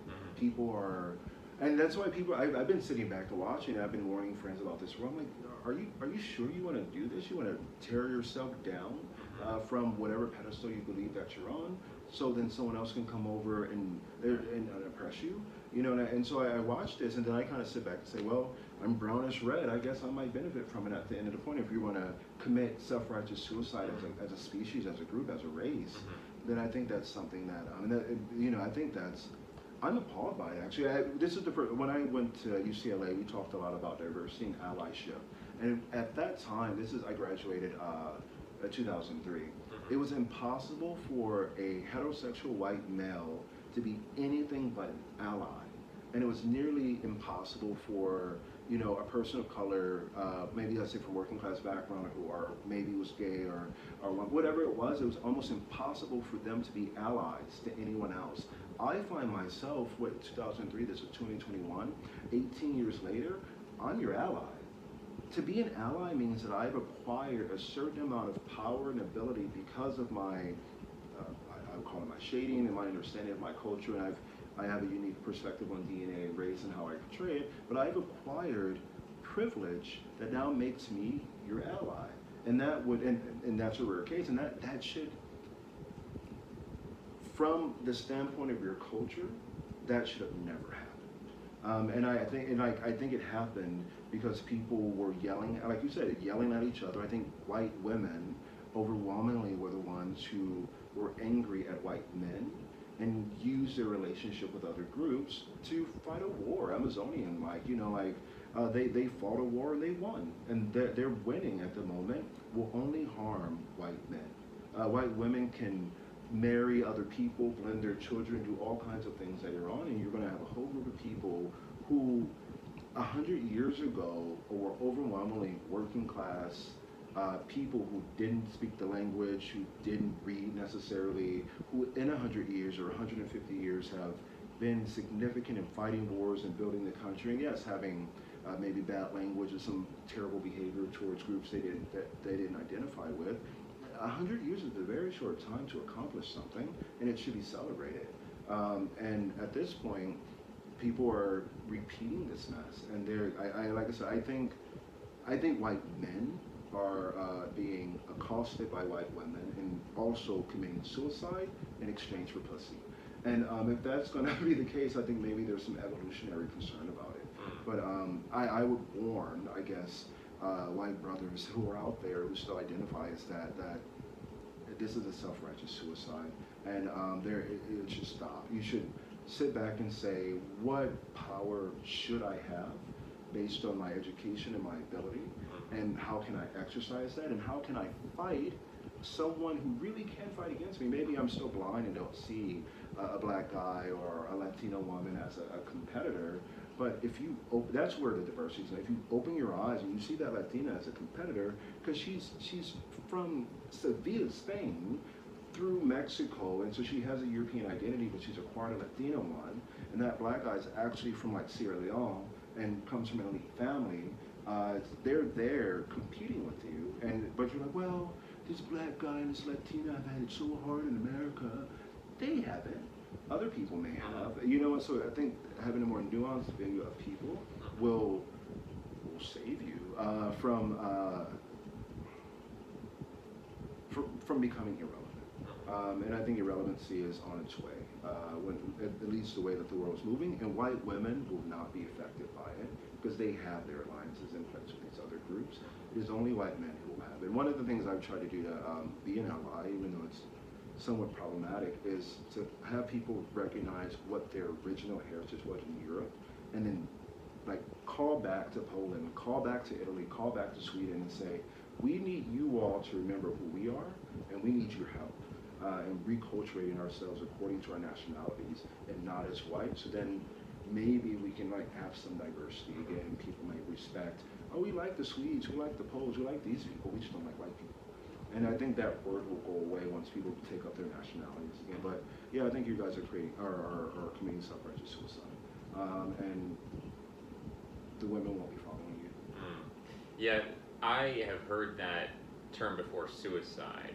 Self-righteous suicide. Well, yeah, I think that self-righteous suicide, I've heard it termed before as pathological altruism. There's a lot of ways to circle that concept, but I think it's inherently flawed because I think it views, it's actually putting the locus of control and agency and saying there's this group called white, and this group is a cohesive group, and within that group there is the Freudian death drive, and it wants to kill itself. And I view this as much more differentiated. So along the lines of what you're saying about different nationalities. Where are white men differentiated in America? How are white men any different from each other besides tiny bits of class? How are you different? Until you bring up your DNA and your cultural background, what's the difference? Well, why aren't you one community? How would you? I would say that it's a differentiating community. So back in the 1950s, for example, I think Charles Murray has done the research into, he compares these two stereotypical communities, the working class community and then the elite community. And he says that at this period in the 1950s, they basically had the same exact marriage rate, maybe a little bit different. They had similar levels of number of children, for example, that drug addiction and these sort of things, they're pretty similar, and the life expectancy. I mean, obviously you're going to see some differences, but that these have radically diverged over time. You always have statistics that show white men have this particular, my point is, and I guess at the end of the day, it isn't in my interest to force it, is that this group of people who are identified as white men, maybe not by themselves, but by outsiders, that's just poor, rich, it doesn't matter, these are white men, and it's become okay to say the most terrible things about this now ethnic group, which is a minority. It's become a minority because the women have separated from you as an identity group. And so in that group, you have people who are then, co-signing these notions, even if they're true that these things are occurring. If it's true that, a certain culture is violent against another one, is it appropriate for that culture then to demean itself and destroy itself? I think that's a strategic advantage for the one that you're being violent toward, to undermine you when they don't have another form of power. So at the end of the day, like I said, this reddish brown man will highly benefit at the end from this, again, self-righteous suicide. It's a reference to, it's often said that Jesus' suicide, it was his death was for no good reason at all. So I think a group of people who are very effective at work, at philosophy, at speech, at production, at politics, more so than many other groups, and many other groups are learning from them, to then be one way or another caused to fall from power, and I think one day genocided in this country some way or another, or at least mixed out. I think it's inefficient. I think it's something that shouldn't happen, but unless people harken back to their cultures in Europe, and maybe even back to India to some extent, and get some support from outside of the United States, I think you're going to have white people in Europe. You're going to have people other places. People in the Middle East identify as white, but what we have in America will fall away because people are still believe that they have the power that people think they do, and it is falling away. So I mean, that's just kind of my warning to you, but it doesn't benefit me except for I have preferences for dating. So I have something there, but I can find someone else. I mean, I benefit ultimately from it occurring, but I just, as a humanitarian, I don't think it should. Okay. Yeah, I guess my perspective is that I think that there are white people who have internalized what you're saying here and they believe in it, but from a perspective of looking at the most political group in this country is white people. So there are other groups, obviously, that have exceptions in terms of how they vote. Those who are in government? Well, that could be one level of it, but what I actually mean is participation, not just as voting, which is actually true in terms of participation rate, but also participation in terms of making your politics into your religion.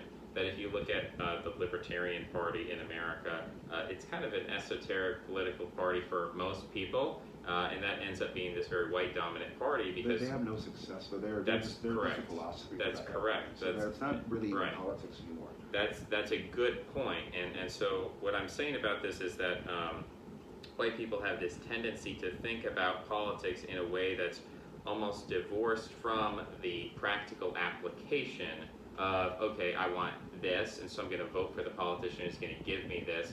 They're thinking about it in a different way, and they're actually thinking about it in a religious way, that it is morally good to be a libertarian or Green Party or whatever, constitutionalist, and they're also thinking about it in an ethnic sense that they make themselves. Again. Well, you're onto something. Why join a weak group of people that you have no desire to make strong, instead of finding yourself and taking over those who have power and getting your power as a result of that, to join these other groups, except as philosophical groups, or maybe places that can take over small cities, or maybe even a state. This is not politics. These are clubs. at that point. The Democratic Party, the Republican Party, and I would say whatever Bernie's big I party is, and how it kind of goes back and forth. And you're going to see a split in the Republican Party pretty soon. This is where politics are at. Politics are functional and they cause change. The Libertarian Party, the Green Party, these groups are talking groups, right. and I think this is also a form of manipulation. Why not capture all the most intelligent, most likely to succeed white people in useless parties where they can talk to each other and never really manifest in these other places? And I think it's a psyops, but. Yeah, so what you're doing is what I refer to as political theory, and I have to change. How about political theorism? To put a tweak on that political word. Philosophy is what we call it. So I want to government. Right. I want to differentiate, because a lot of what you're saying to me sounds like a Nietzschean critique of a self-righteous. That's what the priest class does. Jesus does. It's a self-righteous suicide from this warrior-based perspective. It's like, what's the point? You're not competitive, right? You're not asserting your group. Why are you doing that? You're not making change. Right, you're not making change in the physical world. Your head's in the clouds. You're into metaphysics. You're into Plato and stuff. That's a great thing to be as a church. It's a philosophy. Right. Again, maybe it's a word of it's. I think it's a psyops to put people in a place where they will never ever achieve mass success because they're the people who are most likely to achieve it. But again, I'm a realpolitik person, so I'll throw myself wherever I need to be to move forward in power. If the goal is, are they even speaking to people at schools or trying to change their minds about the world, or producing books that people want to read, or scholars anymore that are changing? Because you can have a small political party like in a parliamentary system that has a big impact on how people think. None of these parties have that. I followed Spike Cohen for a while, and I like the guy, but in general, he disappeared. No one's sticking around. He doesn't have a book. I don't remember anyone in the Green Party anymore that they were around for some time. They did a lot of great work in the 70s and 80s. None of these groups are doing work, and I think the only reason they survive is so people who would have otherwise been successful as Republicans or Democrats, or created some middle of either group, never see those places and aren't impactful. Yeah. I think it'd be fun to be a part of them, though. Yeah. So it's like, what's the psychological motivation behind people who do not put their biological genetic success first, and they're first and foremost thinking about what is the morally righteous thing to do?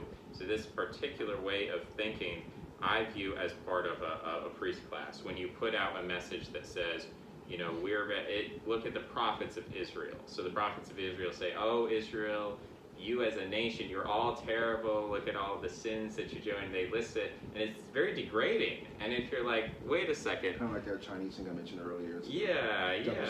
Sure. The modesty, false modesty, and things like that. But it's like, this is the book.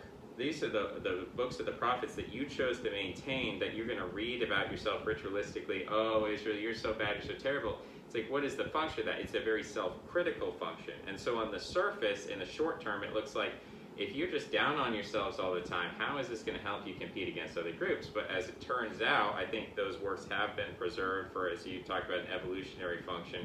It's this extremely self-critical idea that ultimately does get worked out eventually. But as you said before with transgenderism, that this is not a permanent state. We're not going to be in this state forever. But we're going to be in this gender-critical state where we start to explore different things with gender. Technology gets better, and right. then if I've transitioned from a woman to a man, you can't tell because I have a working penis. And if I've transitioned from a man to a woman, you can't tell because my vagina isn't dry. Those are certain things that are literally physical concerns of both of those groups. So you would have already transitioned, and there would be no way to know what you were unless you bring it up. Right now there is, and so we're in the middle of all that. Like I said, at the end of the day, I think politics and who's involved in them. Right now, it seems that very few people of color, women, gays, and others, have formed an elite class using these identities and are pushing forward policies that have very little to do with their heritage. But it was very nice to see the United Colors of Benetton You know, and I like President Biden as as cabinet, because we are all very happy to see them, and so they can do whatever they want. They can do whatever very leftist, progressive, or any neoliberal thing they want, because we find them beautiful. You know, and that's something that works very well in politics. But going back again to why I care about kids, I would love kids to know the truth. I would love them to be preserved, helped. It's because I think we need them. They're a rare case, and they're going to grow up. If adults want to participate or not participate, want to imagine the world as one way or another, as long as they are not physically harmed in doing so, I think it's perfectly up to them to do. It's only when you have an entire culture that's been identified as a culture for the first time in history. Otherwise, we were talking about, you know, black people, women, you know, Latinos, all these other groups. Now, you know, 50 years after Jim Crow, you know, well, I guess we're 65 years out of it. It's about to start again, but it's going to hit another group. And so... But I don't think it's going to hit that group in an equal way. Like, I look at California, for example. California is a majority-minority state. And so for a lot of these white conservatives who are worried about demographic replacement, they're saying, well, isn't the shoe going to be on the other foot? They're going to discriminate against us, affirmative action. But what I would point out is that if you're wealthy enough in California, you live in a gated community that's 99% white, you're not experiencing... 0.038% of the state. Yeah, it is a small percentage, but I would view Gavin Newsom as an example. I view Meghan Markle as a product of that community. So I believe that though these are small demographically, they're vastly important. And if we look at the billionaire class, which I think in a mercantile capitalist society is the important ruling class, and that 99% of people don't have a voice, that this community, if we look at the Forbes, you know, top billionaires, you're still going to see a lot of these, you know, Caucasoid people. So I think though they're a very small percentage, their perspective is driving a lot of these narratives around race that seem self-contradictory and suicidal, as you're saying. But from their perspective, if you're Bill Gates and you talk about white privilege, but he's not going to give up his money just because he's white. So there's a seeming hypocrisy, but I think from his perspective, it makes sense to forward these narratives that affect other people, and then they copy them. They internalize that. From their perspective, it's like you're speaking nonsense.